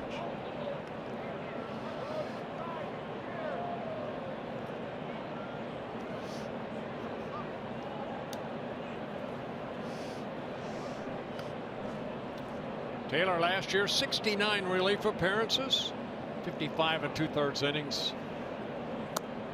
There's the outside corner, 2-1. 21 walks, 49 strikeouts for Rogers.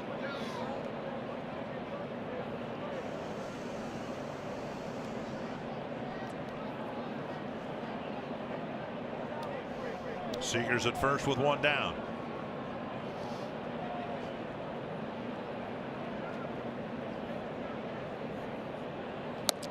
Three and 1 with Ryan Healy on deck.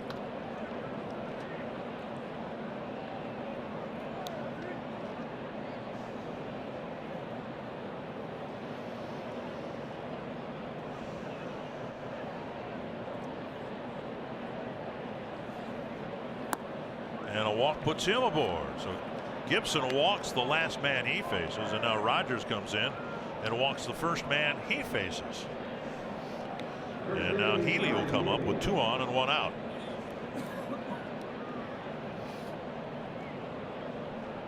Healy with a ground ball to Sano, and then he hit a liner It looked like it was going over the head of the Twins third baseman, but he made a nice play to make the catch.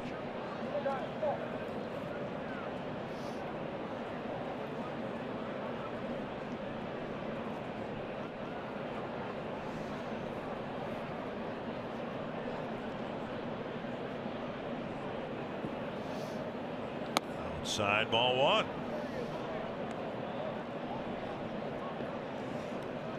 The walk issued to Vogelbach, the first issued by Rogers. And a shorter afternoon for Kyle Gibson in his second start.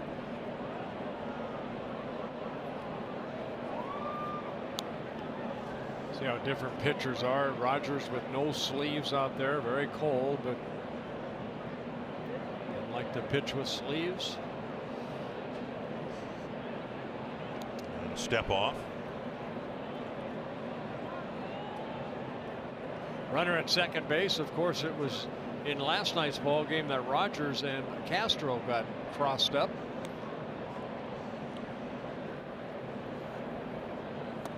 Inside, and it's 2-0.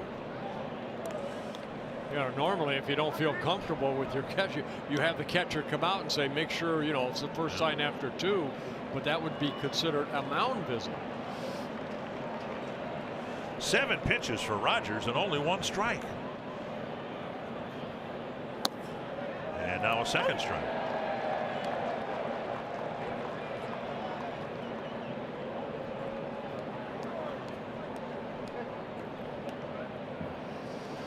Twins hitless with runners in scoring position, and the Mariners have just 1 in 10 opportunities, and we're only in the 5th inning.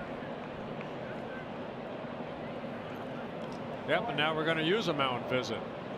Well, this has been kind of a battle ever since Rogers came into the game. Again, in last night's ball game, you know, Castro and Rogers. I think Castro was expecting a fastball, and Taylor Rogers threw a breaking ball. So, you got to make sure you know what the sign is with a runner at second base.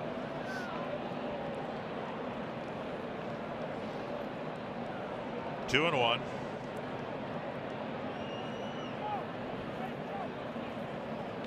On the ground, Dozier goes to the bag. There's 1 and 2, a double play. Adrianza to the hole, then Dozier to the bag. A pretty good trip to the mound, as it turned out, by the catcher. And Scott Service wants to make sure he's having everybody kind of wait up. It is a double play, and we head to the bottom of the 5th.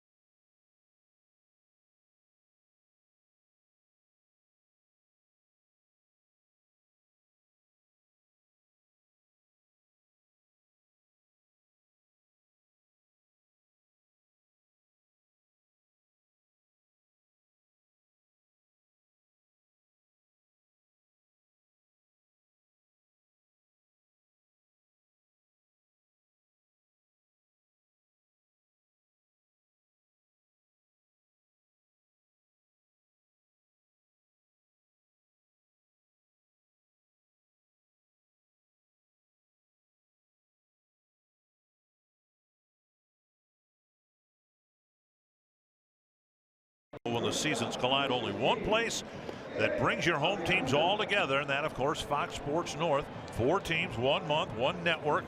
Tune in all month. In fact, tune in tonight because the Timberwolves are at the Nuggets, hoping to secure a playoff spot. And the Wild have already done that. They are in Los Angeles against the Kings.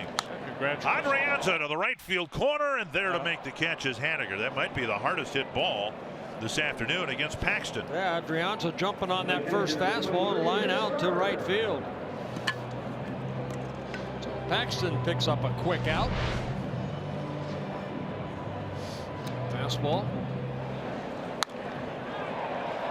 Yeah, a good swing, but right at the right fielder. Yeah. Bring up Mitch Garver.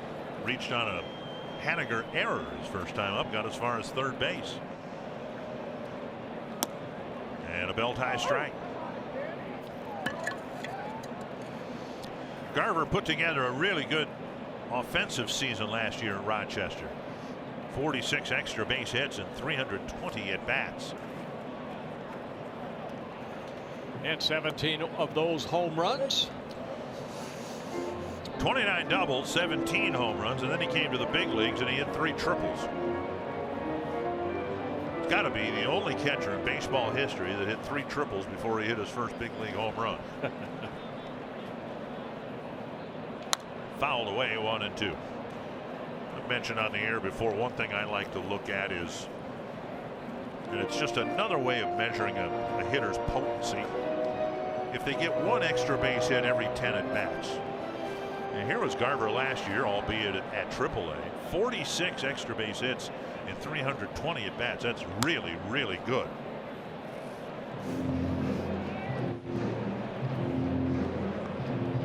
One and 2.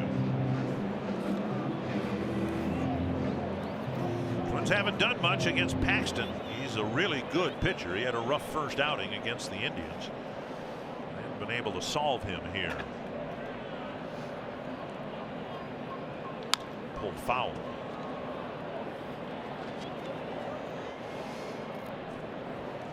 He's a big part of the starting staff for the Seattle Mariners if they keep him healthy. Again, last 4 years for Paxton, he has found himself on a disabled list.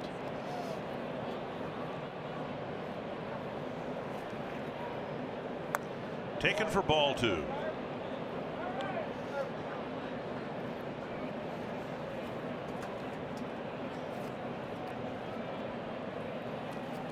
Garver in the minor leagues has shown a pretty good eye. A good take right there to make it 2-2, and he fouls it straight back to the backstop.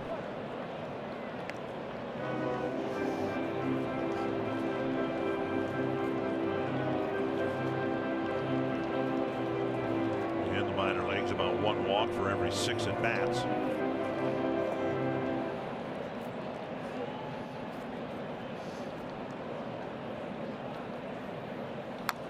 Got a piece to hang tough.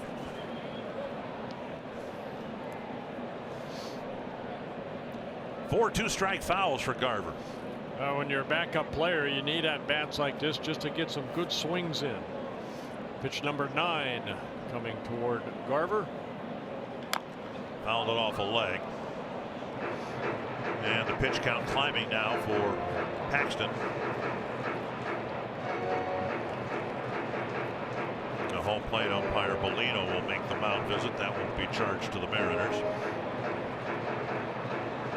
You can see the. Do the umpires only get 6 too? You can see Dozier already on some pretty nice company there. A Hall of Famer, a future Hall of Famer, and a former National League Rookie of the Year. A good friend Ryan Lefevre's dad, Jim, the 1965 National League Rookie of the Year with the Dodgers. Former manager of the Mariners. That's right. Another 2-2 to Garver.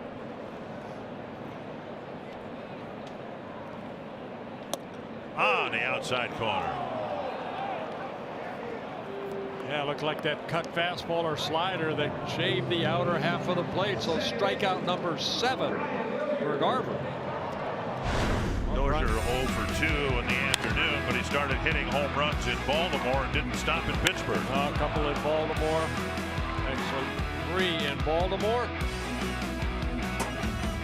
And the 1 in Pittsburgh. And now a Tapper foul. Hey, you look at your score sheet, and of course there have been a bunch of strikeouts. But really the only ball that was hit hard was Adrianza's liner into the corner to start this inning. Yeah, I said Brian Dozier had 3 in ball. He had 2 in Baltimore, 2 in Pittsburgh.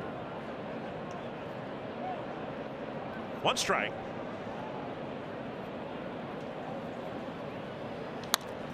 To right field and hit almost right at Haniger. He makes the catch. And another hitless 1-2-3 inning for James Paxton.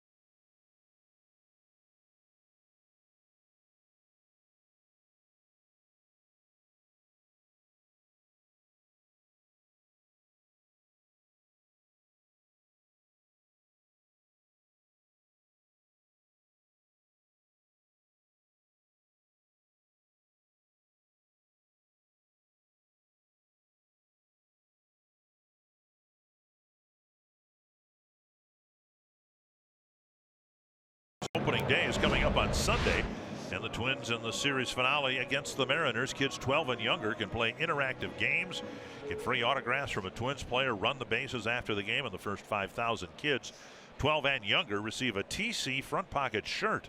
Learn more at twinsbaseball.com/kids opening or call 800-33-TWINS.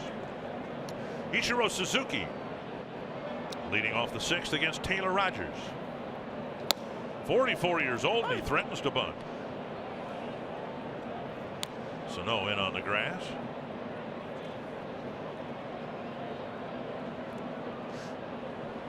Always fun to watch a guy like Suzuki that just loves the game, and of course we all know he can hit before he came over, but now that base hit, now 3,083 hits, and then you add the ones in Japan, that's a lot of hits.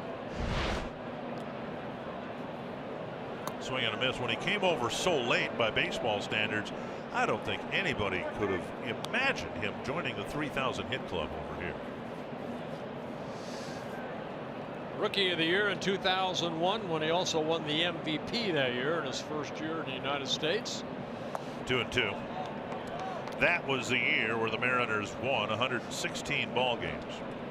They hosted the All-Star game that summer, and they legitimately placed 8 players on the All-Star team. 2-2. And a foul. And they lost in the first round of the playoffs and haven't been back since.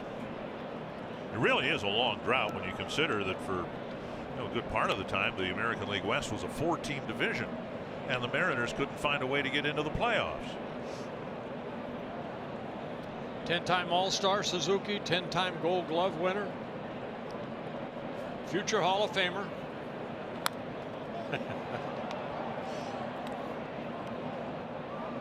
And it's obviously worked for him, but he doesn't do anything in the batter's box that you would coach. Look at this swing. Remember when Paul Molitor was the hitting coach for the Mariners? They asked him, what do they do to Suzuki? Do you try to change him? He said, I don't even talk to him. Leave him alone. 2-2. Hitters are told from the time they know which end of the bat to grab that you should not move your head. And his head, back when he was getting 250 hits a season, and now moves all over the place. Well, a lot of times you see the shift, but there's not really much of a shift for Suzuki because he slaps the ball all over the place. Another 2-2. A bit of an open stance, a little bit of a kick, and a pop-up. Dozier wants it. Mauer will let him have it. 1 away.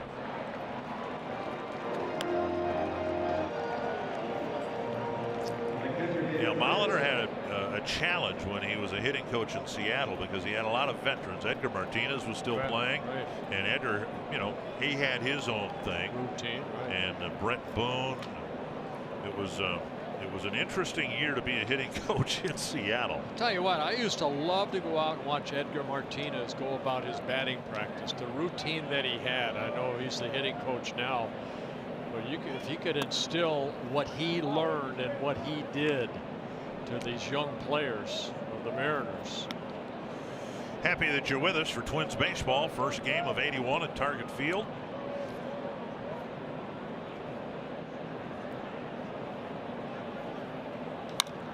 Right center field, fairly deep. Kepler chasing it and makes the catch on the warning track. 2 down.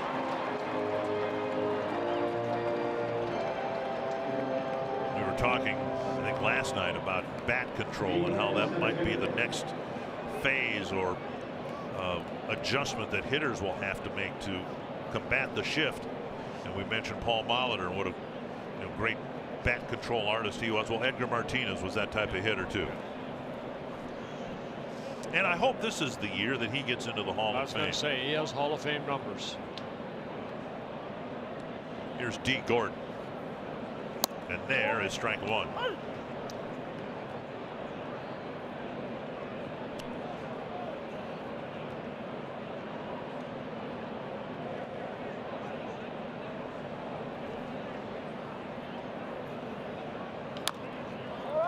Be a tough play, but Rogers makes it nicely. And he's got a 1-2-3 inning. He's faced 5 batters and gotten 5 outs. Time to wake the crowd up here at Target Field. Joe Mauer will try to do that leading off the 6th.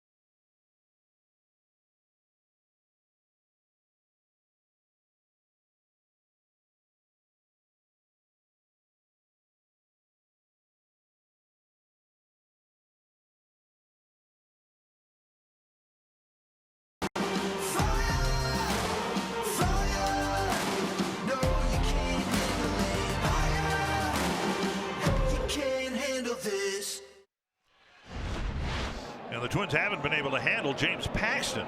Joe Mauer will try to get something started here in the 6th. A couple of hits, both coming in the 2nd inning. Yeah, Paxton was 7 strikeouts, only 2 hits allowed, only 1 ground ball out, 7 flyouts. And Mauer takes a strike that covers the inside corner. It's been kind of a flat game so far. Sixth inning's been good to the Twins, at least it was in Pittsburgh. And a couple of 4-run sixth innings. Swing and a miss, 0-2. Pitch number 90. There's some action in the bullpen, so this may be Paxton's last inning with the pitch count of today. Again, threw 102 pitches in his last start. And Altavilla warming up. Excuse me, 104. 1-2.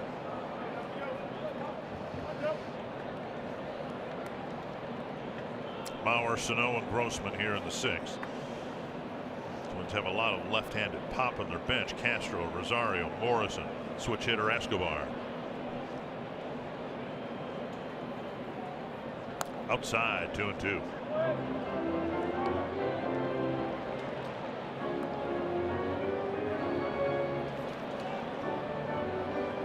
Off day for these two teams tomorrow.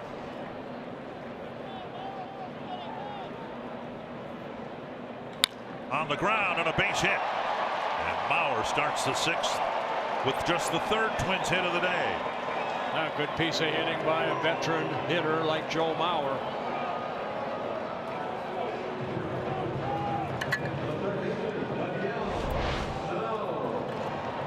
Wanting to go inside, the ball left out over the plate at 97 miles an hour. Joe put that solid swing on this pitch and through the infield.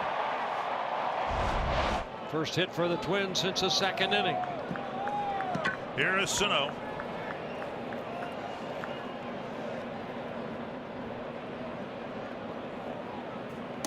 Over the inside corner, slow breaking ball. At some point, somebody for the Twins is going to hit a home run with a man on base. Haven't seen Paxton slow curveball, that one right there, too often. It's mainly been the cutter, fastball, changeup. Tap foul, 0-2. There's that little cutter right there.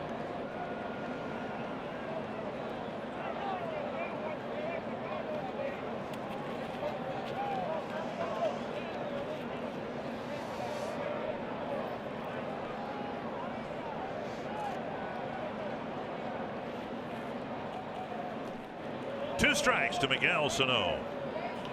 Fouled it off a leg, and he'll try to walk it off.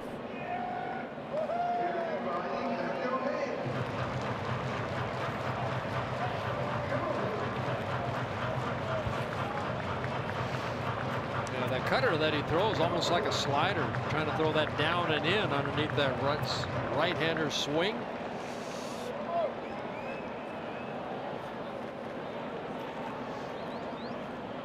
Another two-strike pitch to Sano. Up high, 1-2. I believe that was Mel Stottlemyre, the pitching coach, on the phone out to the bullpen. Mel Stottlemyre Jr.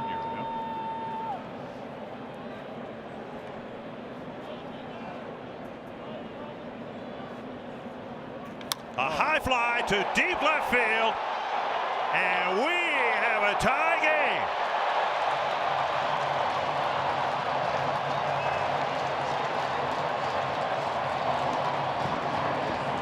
And Sano does indeed hit a home run with a man on base. Well, it looked like the curveball. He came back with it, and Sano and his strength ties the game at 2 apiece. 10th home run hit by the Twins. First one with a runner on. Came at the right time.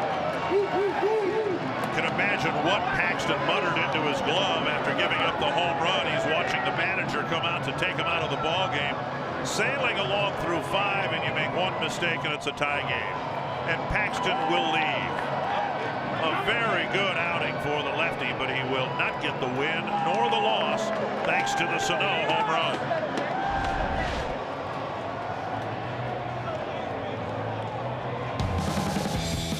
Miguel knew it, and I think Paxton did too.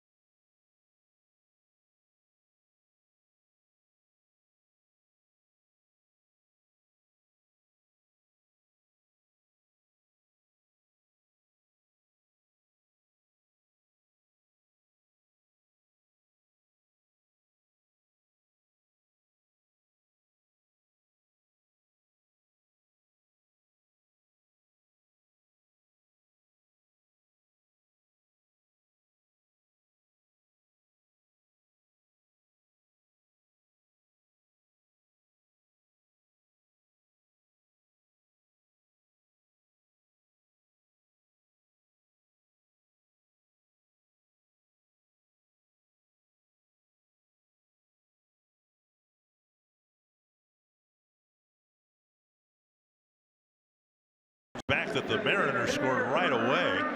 The run's coming on a Miguel Sano home run with a man aboard. And you look at the specifics. Projected distance 386, exit velocity of 104.3. And after the Mauer single, Sano does his job. And now Robbie Grossman will dig in with the Twins looking for a lead against a new Seattle pitcher. Dan Altavilla coming into the ball game. Those are his career numbers in his 3rd season. Scouting report on Altavilla. Good sinking fastball, hard slider, and a changeup. Grossman tries to jump on the first pitch and fouls it back. 1 strike. Grossman with a pop up and a strikeout.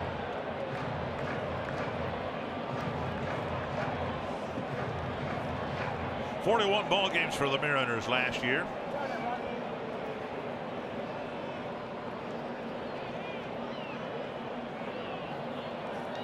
That to the left field corner, and Ichiro has a long run, but he can still cover the ground in fair territory. Makes the catch, 1 away.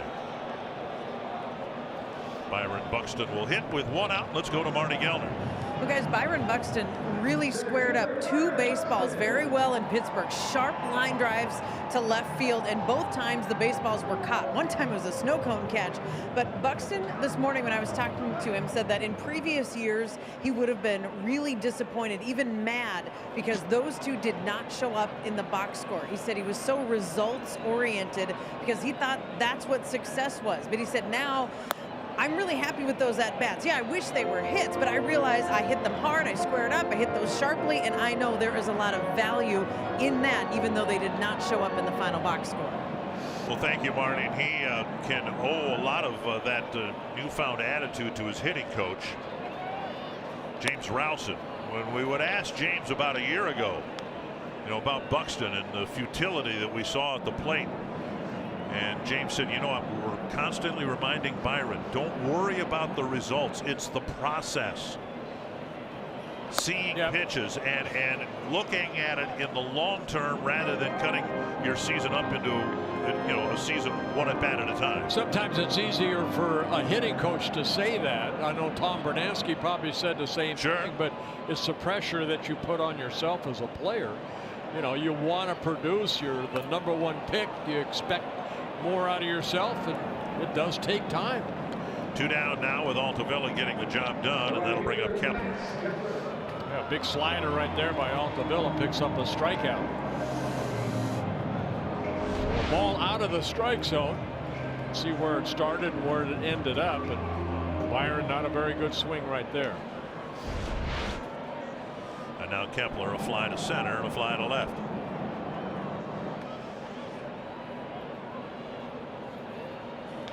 Pulled through the hole, a sharp single on the ground. And Kepler's aboard with a 2-out hit. That'll bring up Ryan Lamar, or will it? He's being called back to the dugout now. And some options include Rosario, who will probably get the call, I would think. Take over in left field. So it is Rosario.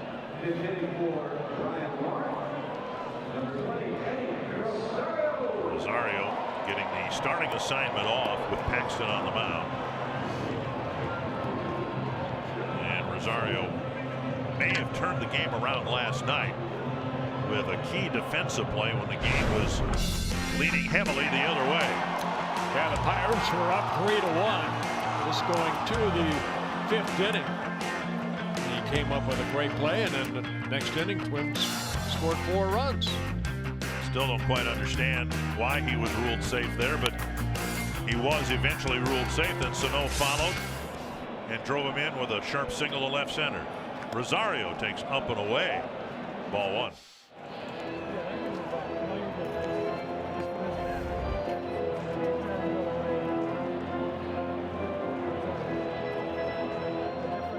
Lamar had gone 1 for 2, and he's now 3 for 5 for the Twins this year, but out of the game for Rosario. There's a strike on the outside corner. You know, as cold as it is, sometimes the reserve players, people probably wondering, you know, boy, you know, he's called on to hit right here, you know, he comes off the bench. Well, a lot of the extra guys like Rosario, every ballpark now has batting cages underneath, so he can take swings and be ready for this at bat. Just 2 pinch hits, but they've both gone over the fence. Big swing and a foul, 1-2. I remember at the old Met, you know, if somebody had to pinch hit, you'd be sitting there on that bench, and all of a sudden they tell you to get ready, but your ready is basically on the on-deck circle, taking some swings. Now they can take extra swings down in the batting cage. The Metrodome was way down in the right field corner. Right, couldn't do that. 1-2 to Rosario. Got him high and tight. Rosario strikes out, but the Twins tie it up. Joe Mauer led off the inning with a single, and then Miguel Sano did what Miguel Sano loves to do: clobber the ball into the seats.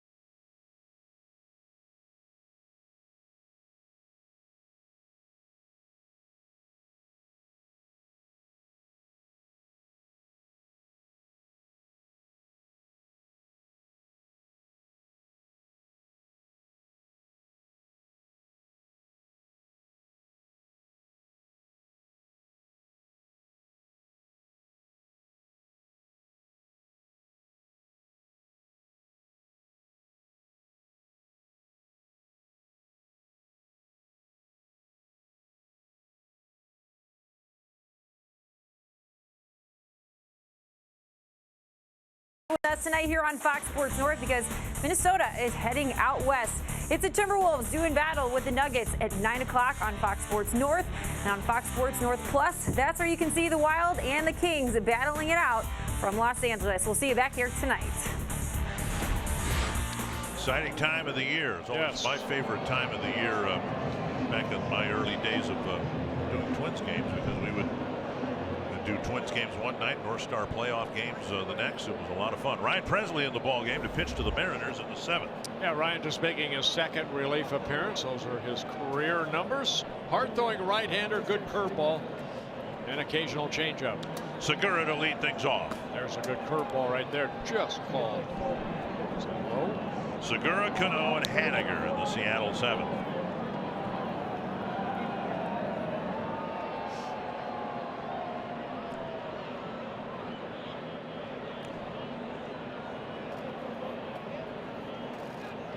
And up and away, 2-0.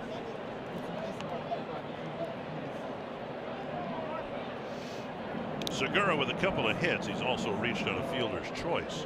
I'd try to get rid of that. Scoreboards are too distracting.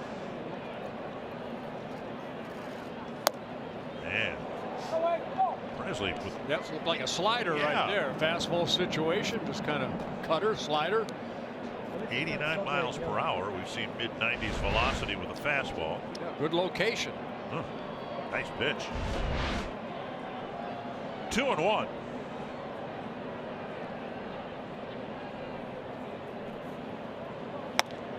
And he chases 95. I think I mentioned the other night on the road, maybe in Baltimore, that Ryan was a little, not concerned, but he was aware of the fact that his velocity wasn't there in spring training.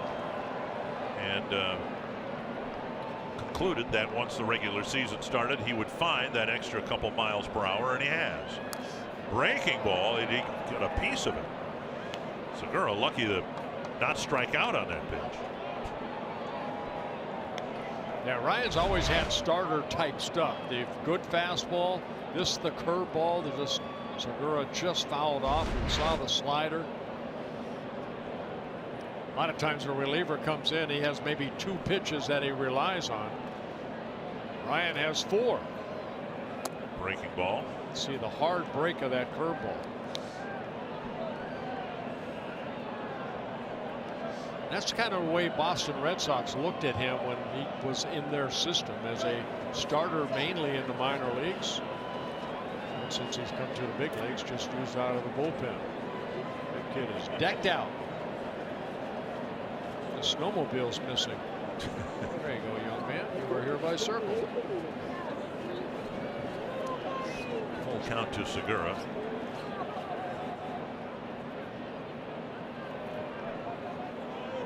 And a leadoff walk in the 7th. Segura reaches, and now Cano. Bullpen has done really well in the last 3 games. The last one at Baltimore, the 2 in Pittsburgh.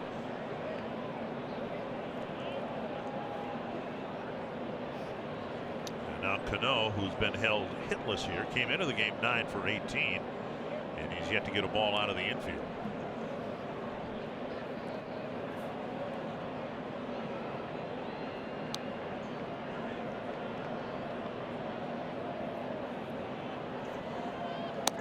That's what Brian came to the conclusion that he needed to do more of. What he just did there to a really good future Hall of Fame hitter. That is throw the curve for a strike. It was always a chase pitch for him, but he said particularly in the first pitch he needs to get that pitch over, figuring hitters aren't going to be swinging at it, and he can get ahead quickly that way. You know, he's been around enough, and there's been enough scouting reports on Ryan Presley that he's going to trust his fastball. He's going to come right at you, and you could drop that hammer right off the get-go. Get me a. Oh, Taylor Rogers does the same thing. Right. It's a strike. Then you can tighten up on it a little bit. Segura got a great jump and steals second base. Garver couldn't get a handle on the baseball, and so it's a stolen base. Segura now in scoring position. Segura stealing his first base of the year, and I think even if Garver's able to get that, Segura's safe. Got a great jump off of Ryan Presley. Segura trying to shake that right hand. He's got the protective mitten on there. 1-1 to Cano. Popped up deep short. Adrianza out, and he won't get there. And the ball lands at the feet of Rosario. A little flare for a base hit. First and third. Nobody out. That'll bring up the cleanup batter, Mitch Haniger.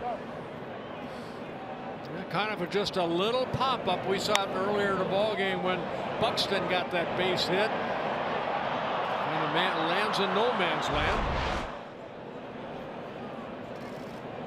Segura actually got a pretty good read on that, scooting over to third. A lot of times you hang around second base.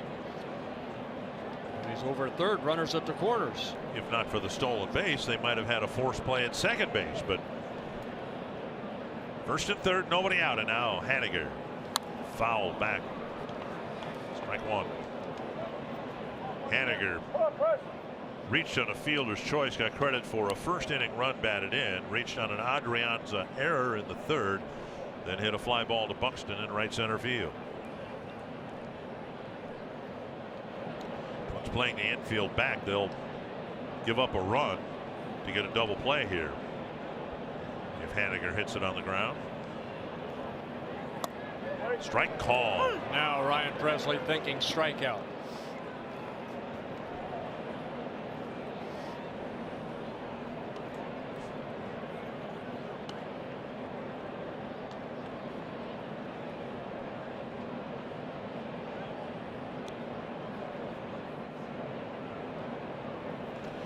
Now we've seen Ryan enough over the years. he's gotten a lot of strikeouts on that breaking ball in the dirt.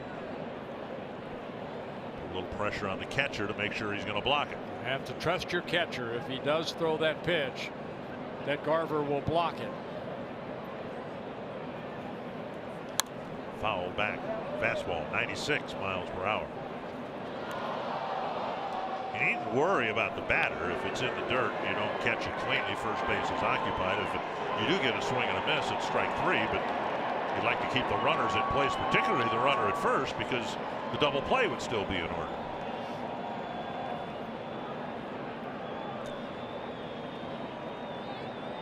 Oh, 0-2 from Presley to Haniger. Couple options here, another fastball or the breaking ball. And he went with that hard breaking ball. Off the plate, 1-2.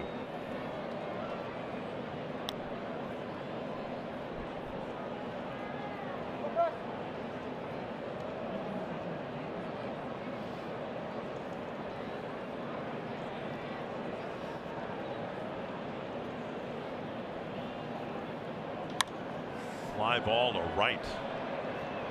Kepler over for a look, but it's out of play. Yeah, he hung that breaking ball a little bit.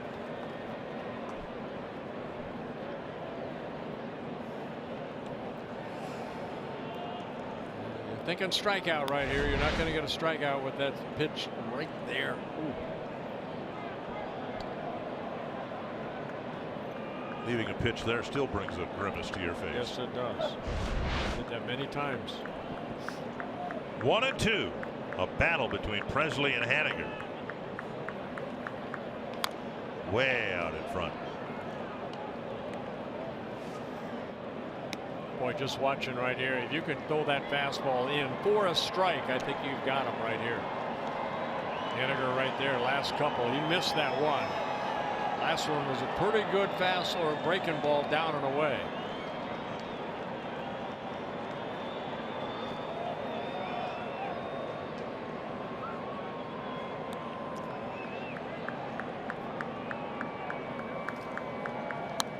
Another breaking ball. It's one breaking ball after another. 7 pitches. 4 two-strike fouls.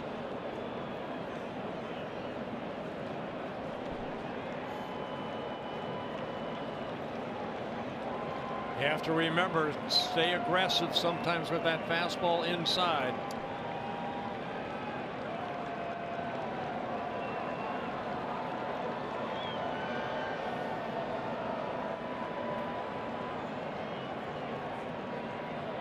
Another 1-2. Garver sneaking away. There, strike 3. The quicker breaking ball. That might have been the slider right there. So a big strikeout for Ryan Presley as Paul Molitor comes out. Yep, the slider. You can see some drop on that 90-mile-an-hour pitch. Presley issues a leadoff walk and then a doink for a hit. He comes out after the strikeout of Haniger. And with Kyle Seager coming up, Twins will bring in, it's left-hander Zach Duke coming in to pitch with runners on the corners and 1 out.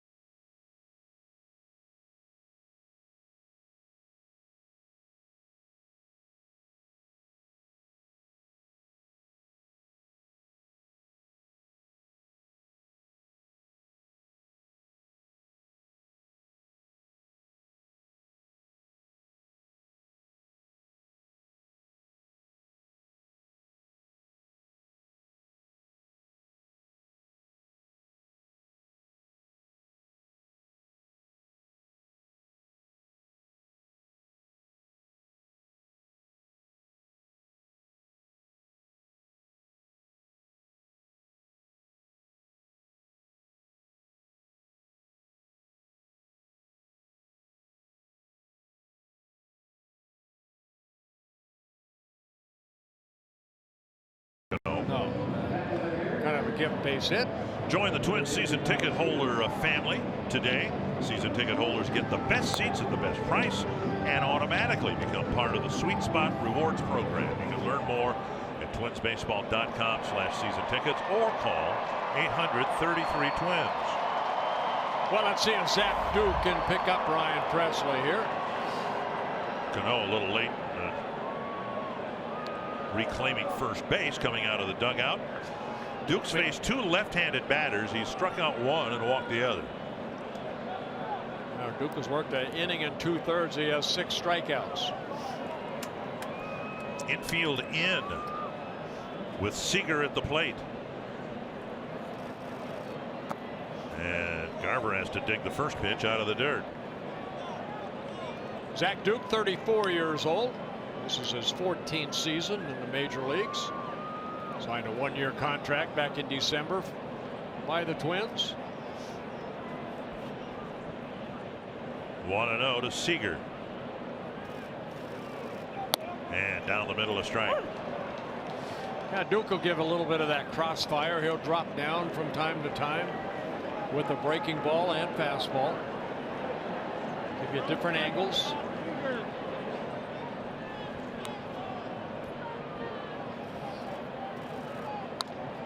To Mauer. They'll come home. They've got the runner. Segura hung up, and he is tagged out. That's a nice play by the Twins. Not a whole lot of throwing the ball around, and the runners had to freeze, and the lead man is gone. 2 down. Now Segura taking off right there. Joe Mauer plays right in front of him. He takes a look at him, gets it over to Garver, and Segura's kind of motioning, come on, Cano, come on over to third, but it's Garver that just tags him out for the second out. The only chance Cano had of getting third base would be if Garver gave up the ball early to the third baseman, and then Segura can pull the throw away from third base. That was a really nice job by Garver. Yes. 2 down, and now Vogelbach.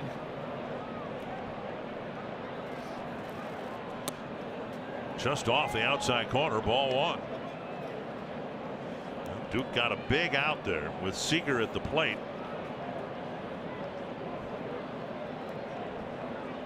Runner at third coming in from contact, or on contact on that play to try to stay out of a double play. Down and away, 2-0. Yeah, that time he dropped down and just missed the outer part of the plate. You see the Mariners having a tough time with runners in scoring position. Just 2 for 14. It's an average of 2 at bats per inning here for the Mariners. 2-0. Chopper right side. Dozier charges. He's got plenty of time. Nice job by Zach Duke to clean up a bit of a mess in the 7th. And we head to the home half of the 7th. The first 7th inning stretch at Target Field this year in a tie game. Twins tying it up in the 6th inning. Again, the 6th inning magic good for the Twins. We'll see what they could do in the 7th. But after, God bless America. God bless America. God bless America, land that I love. Stand beside her and guide her through the night with a light from above. From the mountains to the prairies, to the oceans white with foam. God bless America, my home, sweet home. God bless America, my home, sweet home.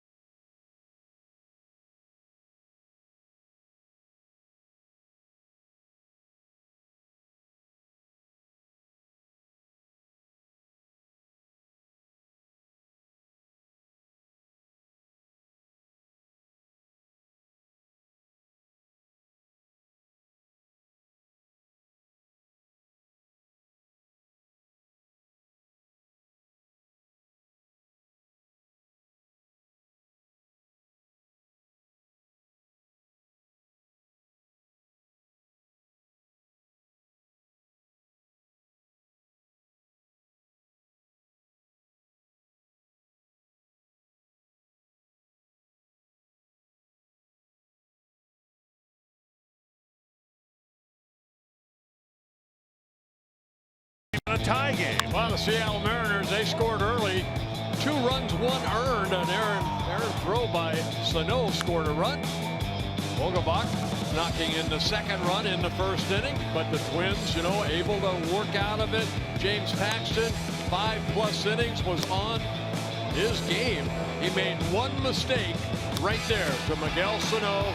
A 2-run home run tied the game at 2 apiece. We go to the bottom of the 7th inning. Ray Adrianza will lead things off. Altavilla did a really nice job in the 6th. And Adrianza tried to untie the game with that swing. He was sitting on a first pitch fastball and just missed it. 1 strike. Adrianza hit a bullet to right field his last time up. He jumped on the first pitch as a right-handed hitter. Here's a left-handed hitter. Had a good swing.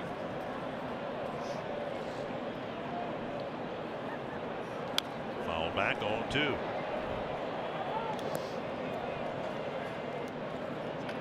Mariners have left 10 men on. The Twins have left 5 men on. It'll be Adrianza, Garver, and Dozier. Still 3 bench players left for the Twins. Castro, Escobar, and Morrison.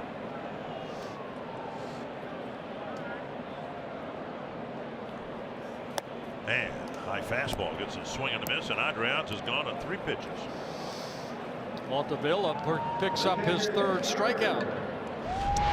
Fox Tracks, sponsored by Carrier.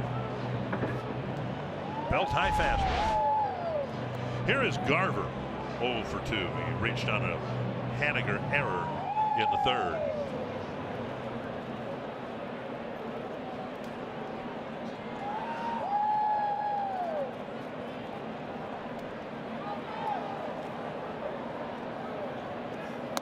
At the knees, a strike. We had bright sunshine early in the ball game. Now cloud cover.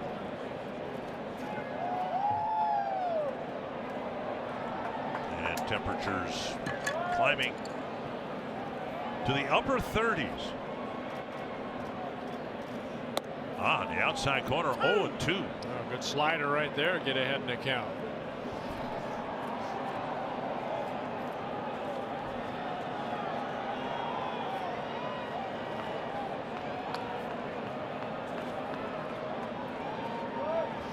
To Mitch Garver. A high fly deep down the left field line to the corner and gone. Garver's first major league home run on an 0-2 pitch.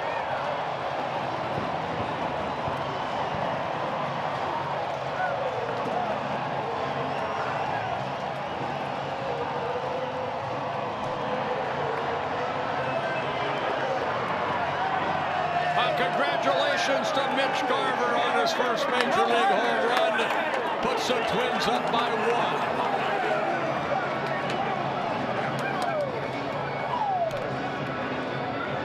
1. Smiling from ear to ear, his first home run in a key spot in a tie game in the late innings. Here is Dozier. Up and in. And what we saw there, Bert, is what they saw in Rochester last year. The ball jumps off his bat. He didn't overswing at all. He put the barrel on it and went into the 2nd deck. Nice easy swing with his strength. Puts the Twins up. Dozier fouls it back 1-1. Boy, you look at that at bat. Altavilla, good fastball, challenged him right there. Then he threw him a nasty breaking ball ahead in the count. I think he tried it again, left it in. Boom. Home run. Almost the same thing that Paxton did, you know, to Sano. Made a good curveball for strike 1, and then he hung one. And Sano hit the 2-run home run. Dozier misses an upstairs fastball, 1-2.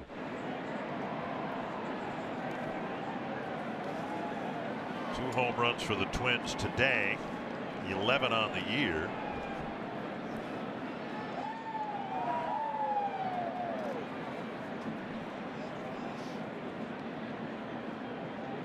Dozier with 4 of those home runs. 2-2.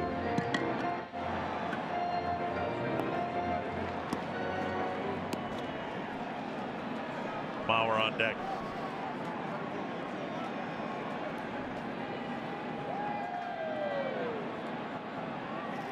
That's hit down the line, very foul. Dozier put the barrel on it, hooked and fouled. Altavilla left another breaking ball up. Dozier had a good swing, just got a little out front.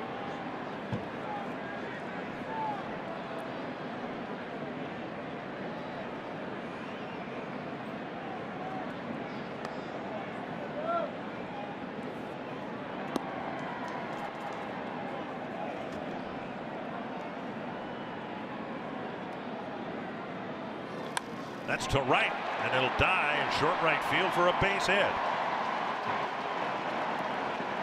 Got to kill a pitcher, I would guess. 0-2 in a tie game. The number 9 batter, who yet to hit a big league home run, does this. Yeah, you can see that where that just kind of a spinner right there. Garver took advantage of it. Well, if you show the previous slider that he threw was a nasty slider, this one was a hanger. Short, compact swing. The ball went a long way. The second deck, he almost put it up into the third deck.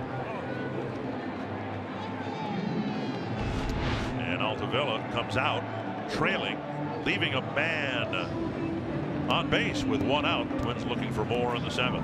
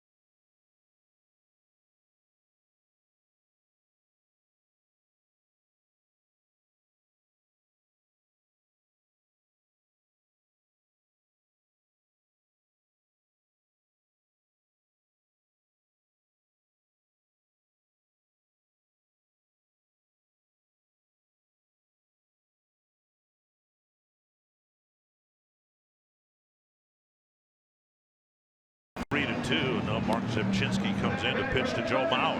Yeah, Zimchinski in his 2nd season with the Mariners. Twins saw a lot of them when he was with the Blue Jays, the Indians, the A's. A lot of major league games.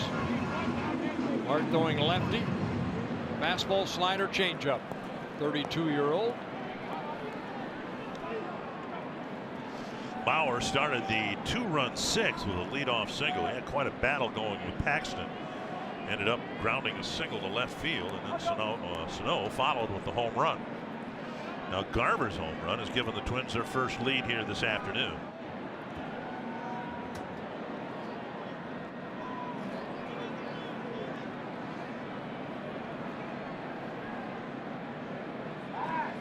And a low throw. Really past first baseman Ryan Healy.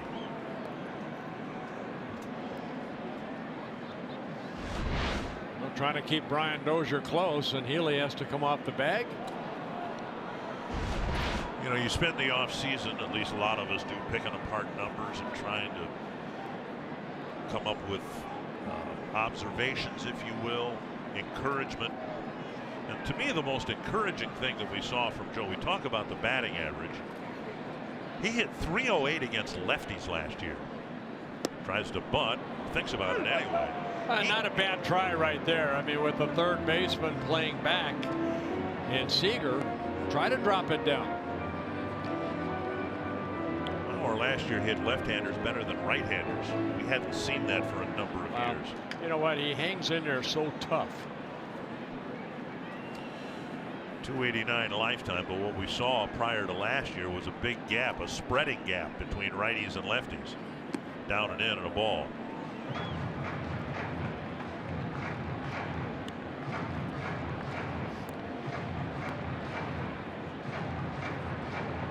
Picked up career hit number 1,992 leading off the sixth.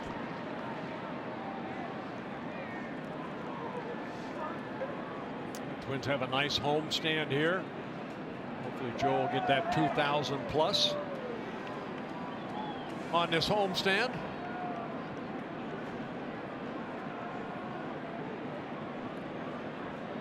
A homestand that oddly will extend to Puerto Rico. Twins are the home game or home team for those two games.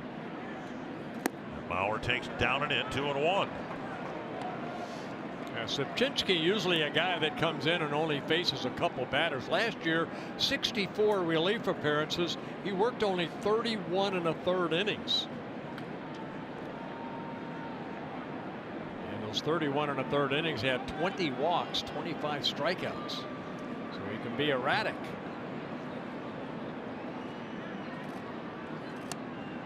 Breaking ball over for a strike. A slider right there.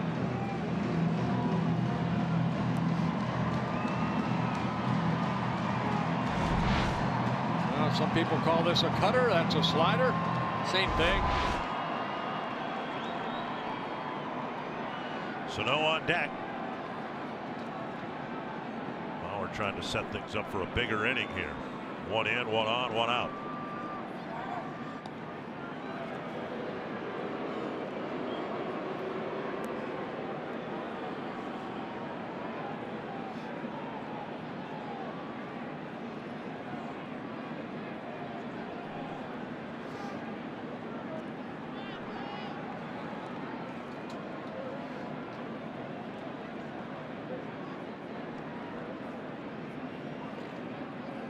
Down and away, 3-2. We'll see what, if anything, the Twins do with Dozier. Dozier and Jeff Smith looking across the way, and Gene Glenn. Yeah, send him right here. Just make sure that the left-hander throws home.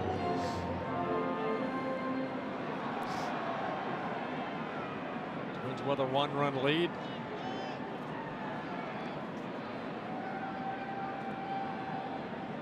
Dozier goes, and Bauer takes ball 4. And Sipchinski stumbled or was disgusted enough to slap his glove on the mound. First and second with one away. And here is Sano, who seems to enjoy the home opener. He's going to face a right-handed pitcher, but Miguel Sano showing off his power. That was last year against the Kansas City Royals, and this one today tied it. Now the Twins have taken the lead, looking for a bigger inning here in the 7th. First and second, one away. And Sano will hit against a new Seattle pitcher.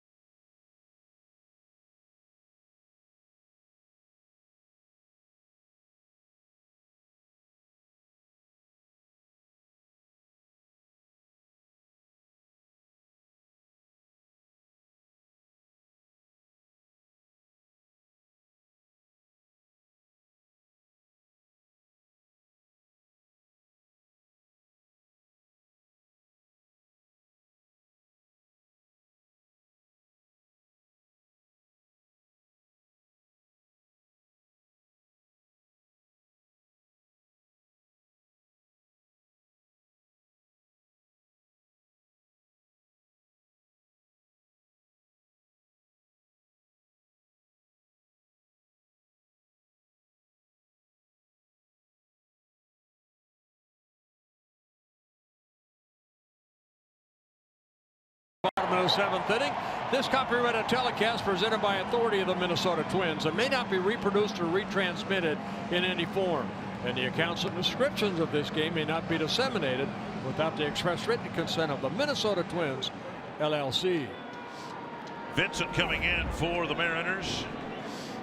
A rough start this year. A whip of over 2. The game might be on the line in this at bat. Yeah, Vincent in his 3rd season with Seattle. Fastball, slider, changeup. Up high, ball 1. Sano, a strikeout, a walk, and a home run.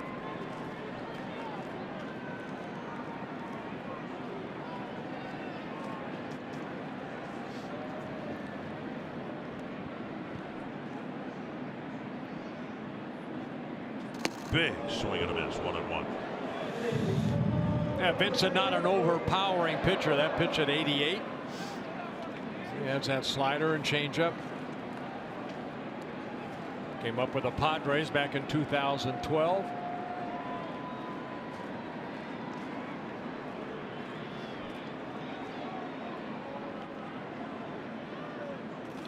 To right field, down the line. Haniger to the corner. He'll make the catch. Dozier tags and advances a base. 1st and 3rd, 2 down. Takes a big turn at 3rd base. Yeah, slider right there, and Sano hitting it off the end of the bat, taking it down that right field line. And now Robbie Grossman.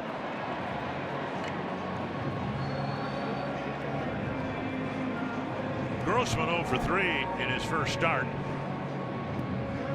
You get a big hit here to double the Twins' lead, maybe more.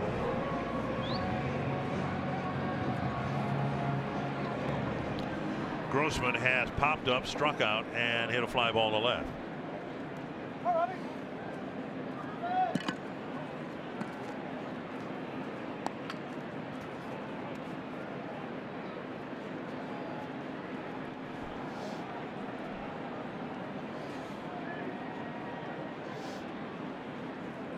Inside, ball 1.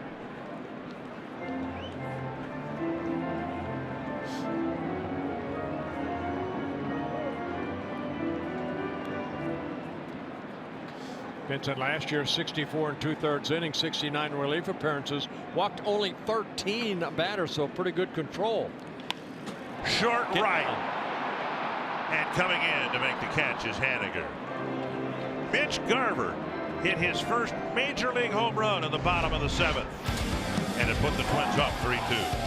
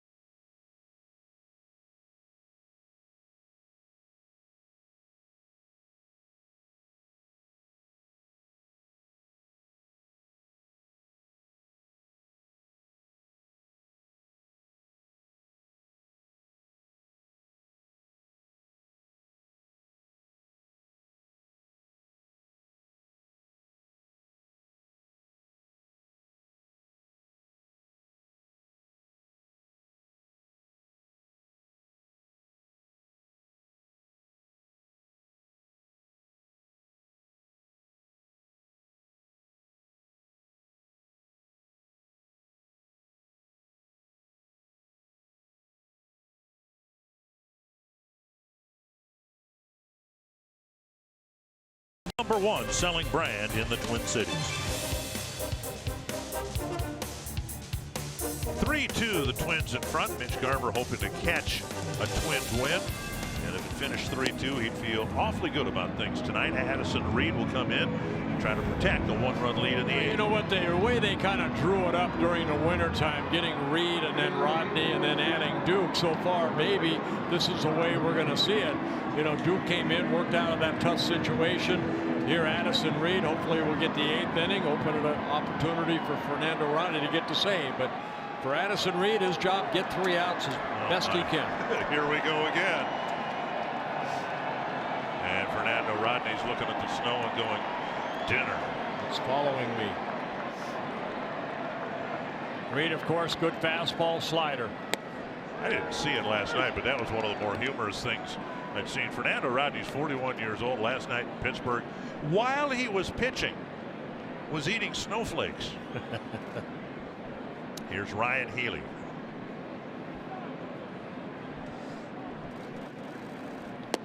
And another strike. And that's what we have seen from Addison Reed, a strike thrower.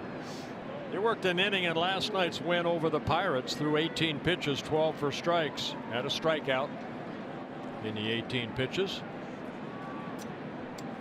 0-2 to Healy.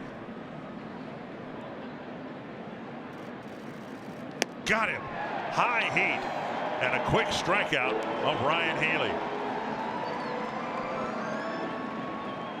Well, 3 pitches, a strikeout.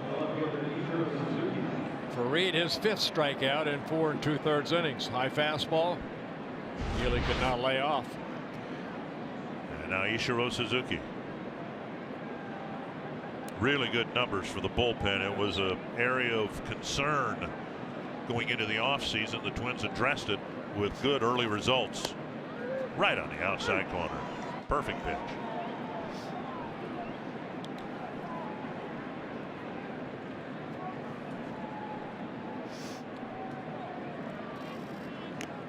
Oh, and 2, 5 pitches, 5 strikes.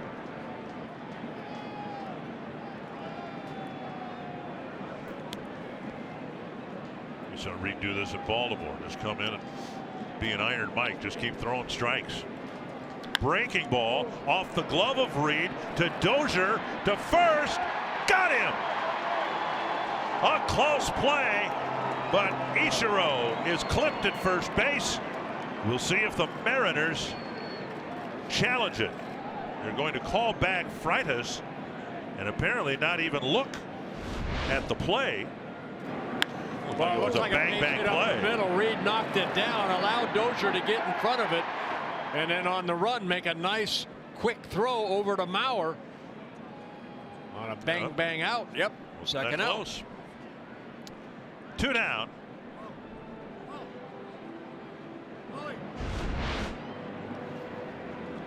And the Mariners go to their bench. And it is Mike Marjama, the other catcher, who will hit for Freitas.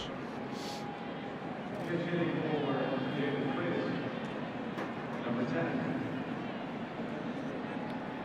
Mike Marjama. Marjama 1 for 10 on the year. Marja, September call-up last year for the Mariners. Not a lot of major league at-bats.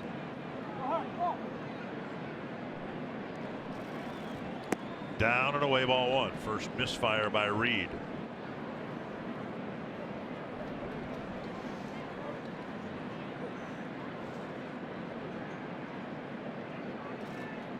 Reed, the 4th Twins reliever, and back in the strike zone, 1-1.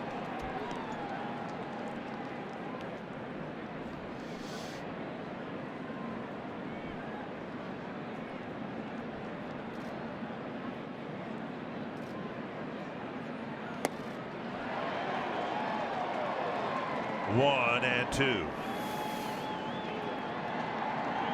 Reed on the verge, he hopes of pitching a clean 8th, maybe on as few as 10 pitches.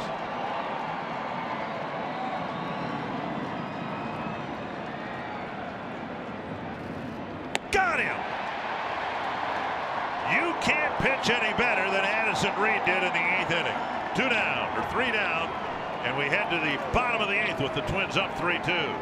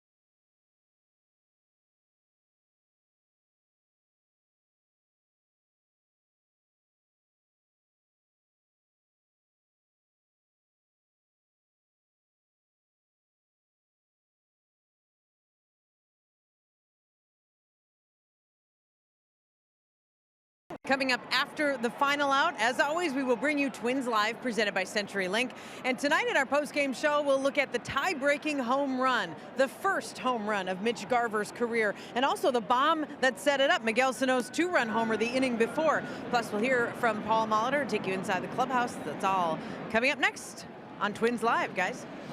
Thank you, Marty. Byron Buxton taking ball 1.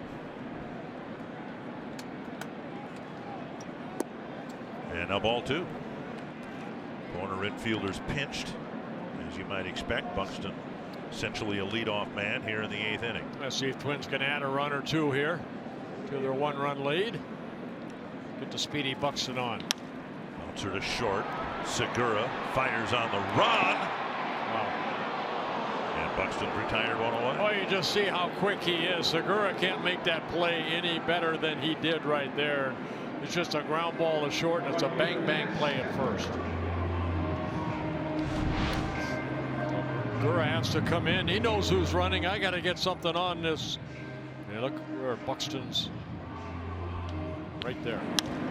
Well, down, that'll bring up Kepler. Kepler singled his last time up. Big pop-up near the mound.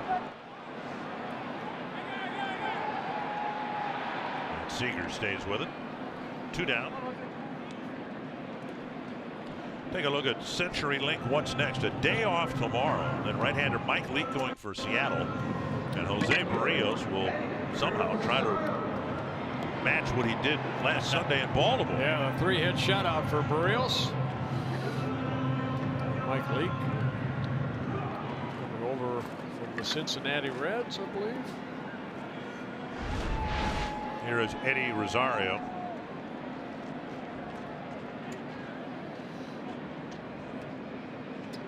From the St. Louis Cardinals. Yep. Rosario pinch hit in the 6th inning and struck out to end the inning. Prior to that, he pitched for Cincinnati. I knew he was with the Reds. Fouled away, 2 strikes.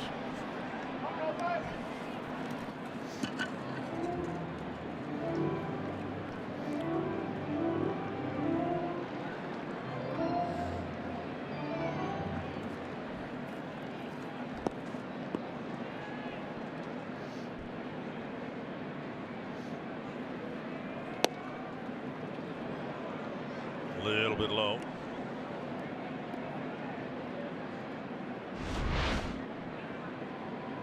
See, catcher wanted that ball down. Pretty good pitch right there. Plenty of the strike zone. 1 and 2. And Rosario lifts it to right. It's high, deep, and gone.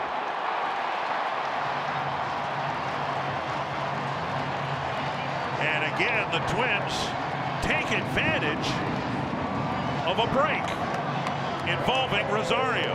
That looked like strike 3. Yeah. And then on the very next pitch, he clobbered it out. Well, for Eddie Rosario, his first home run of the year.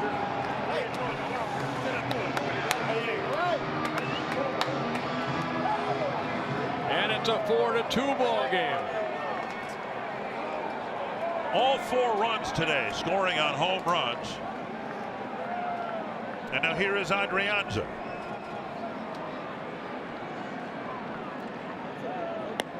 Strike 1. And Vincent's going, where was that strike call 2 pitches ago? And I would have been off the mound. Last night it looked like Rosario was picked off of first. After a challenge, he was ruled safe. And then Sano hit a rifle shot to the gap. Look at this pitch. The target's up, but that has plenty of the strike zone low. And then the same pitch, essentially, hit a long way to right.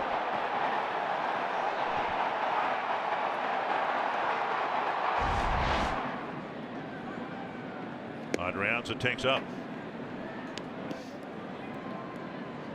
I don't know that you want to necessarily pitch Eddie down there in the first place, which is why the target was up high.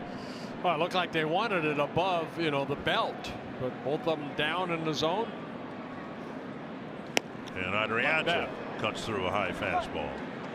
Twins took the lead in the 7th on a solo home run. They expand the lead in the 8th on another one. And the abominable snowman will pitch next.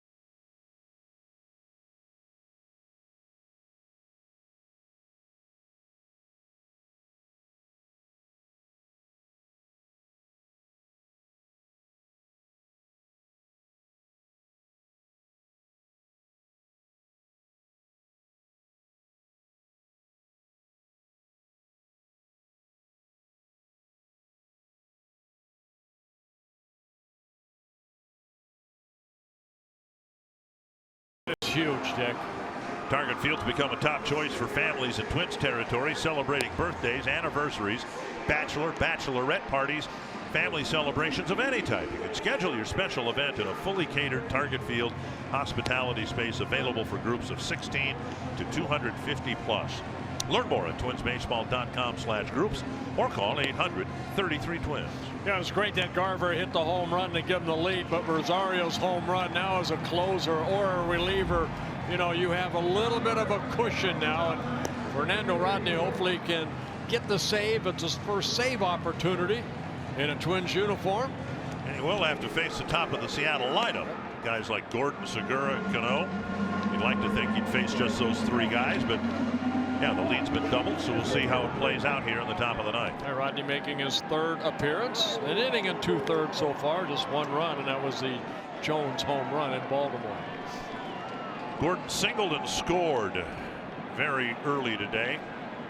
First at bat of the game. Since then, 0 for 3.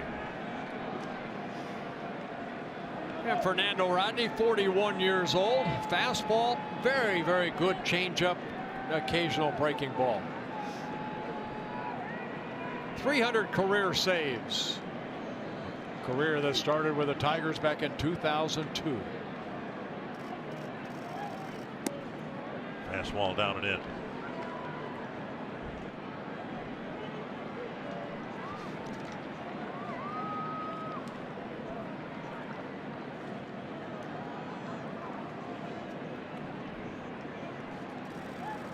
Squaring to bunt. Did he offer? Yes, he did.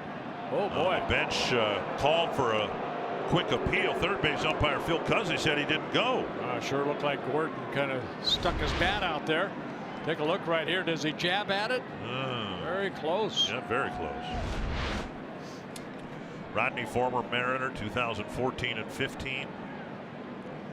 Now he misses 3-0.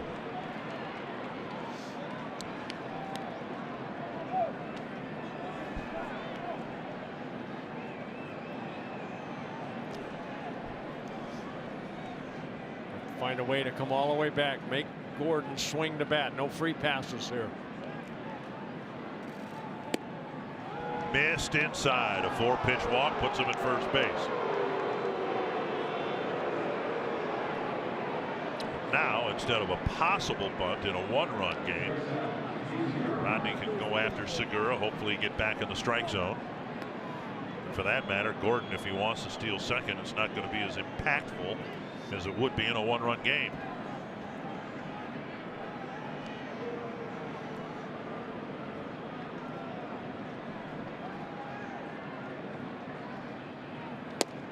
There's a strike at the knees.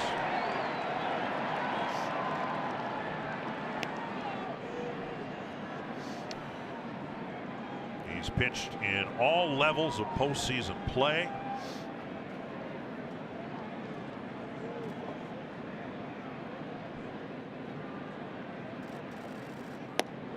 At the knees again.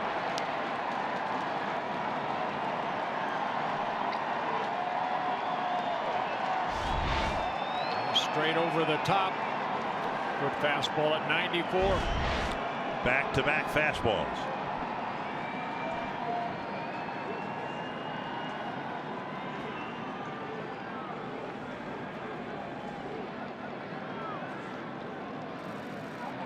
Foul to the screen.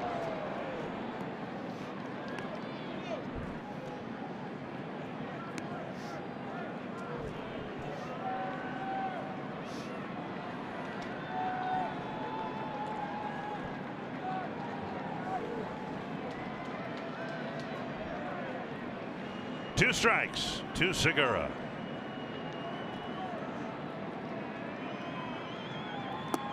And now 1-2.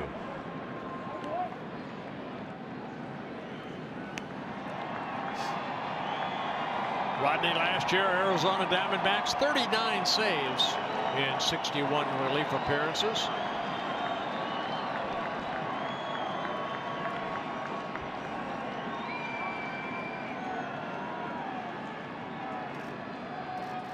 Gordon goes, swung on and missed. Garver's throw not in time. The ball into center field. And Gordon will hold up at second base. So a stolen base, a strikeout. And that'll bring up Cano with Gordon at second. Segura swinging through that high fastball. Rodney picks up a strikeout. Rodney summoning Garver here with a runner at second base. Plenty of mound visits. You may as well make sure you're on the same page here. Garver hasn't caught Rodney in a game yet.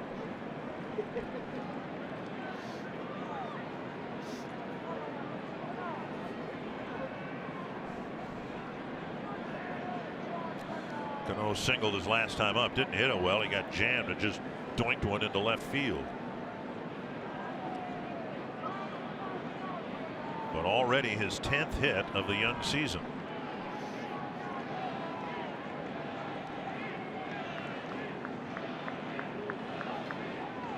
Ball one.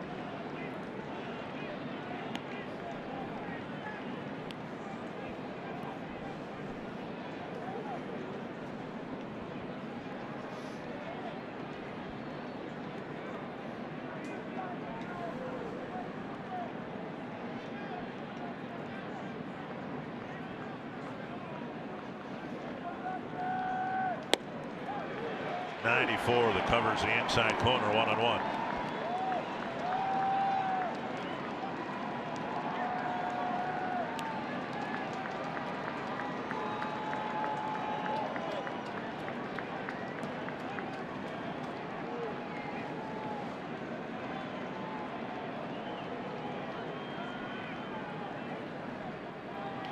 Bouncer to short. Adrianza sets and fires to Mauer, 2 down. Gordon goes to third. Good fastball away, gets the ground ball out for the second out. Now Haniger, the cleanup hitter for Seattle.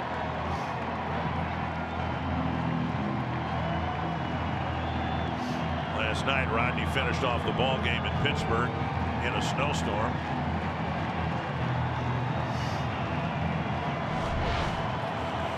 Afterwards decided to get a little snack. A little thirsty. Snowing when he was out in the bullpen, but not now. Missed up with ball one.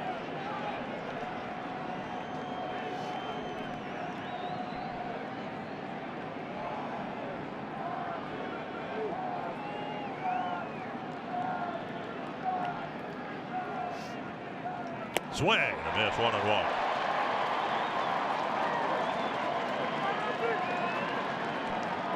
Great crowd here today. Sellout crowd, over 39,000 on their feet. Slow start to the game. The bats got going. 3 home runs. At this point, the only two Mariners have scored the first two batters of the game. Left field, Rosario jogs in, ball game. Rodney pulls out the arrow. And the bullpen dominating again here today, and the Twins improve to 4-2. What a good ball game right here for the Twins. James Paxton, he had their number for the first 5 innings, made a mistake. Sano hit the home run. Garver's first major league home run. Rosario, good day offensively and pitching. Tom, the Twins have gotten into a habit of falling behind early, but again this afternoon they come from behind and pick up a 4-2 win. Dick, the weather wasn't wonderful, but the results were, and the Twins home opener up next on Twins Live, presented by CenturyLink. We'll break it all down. Roy Smalley, Tim Laudner, and Jack Morris on hand with us. Twins Live is next.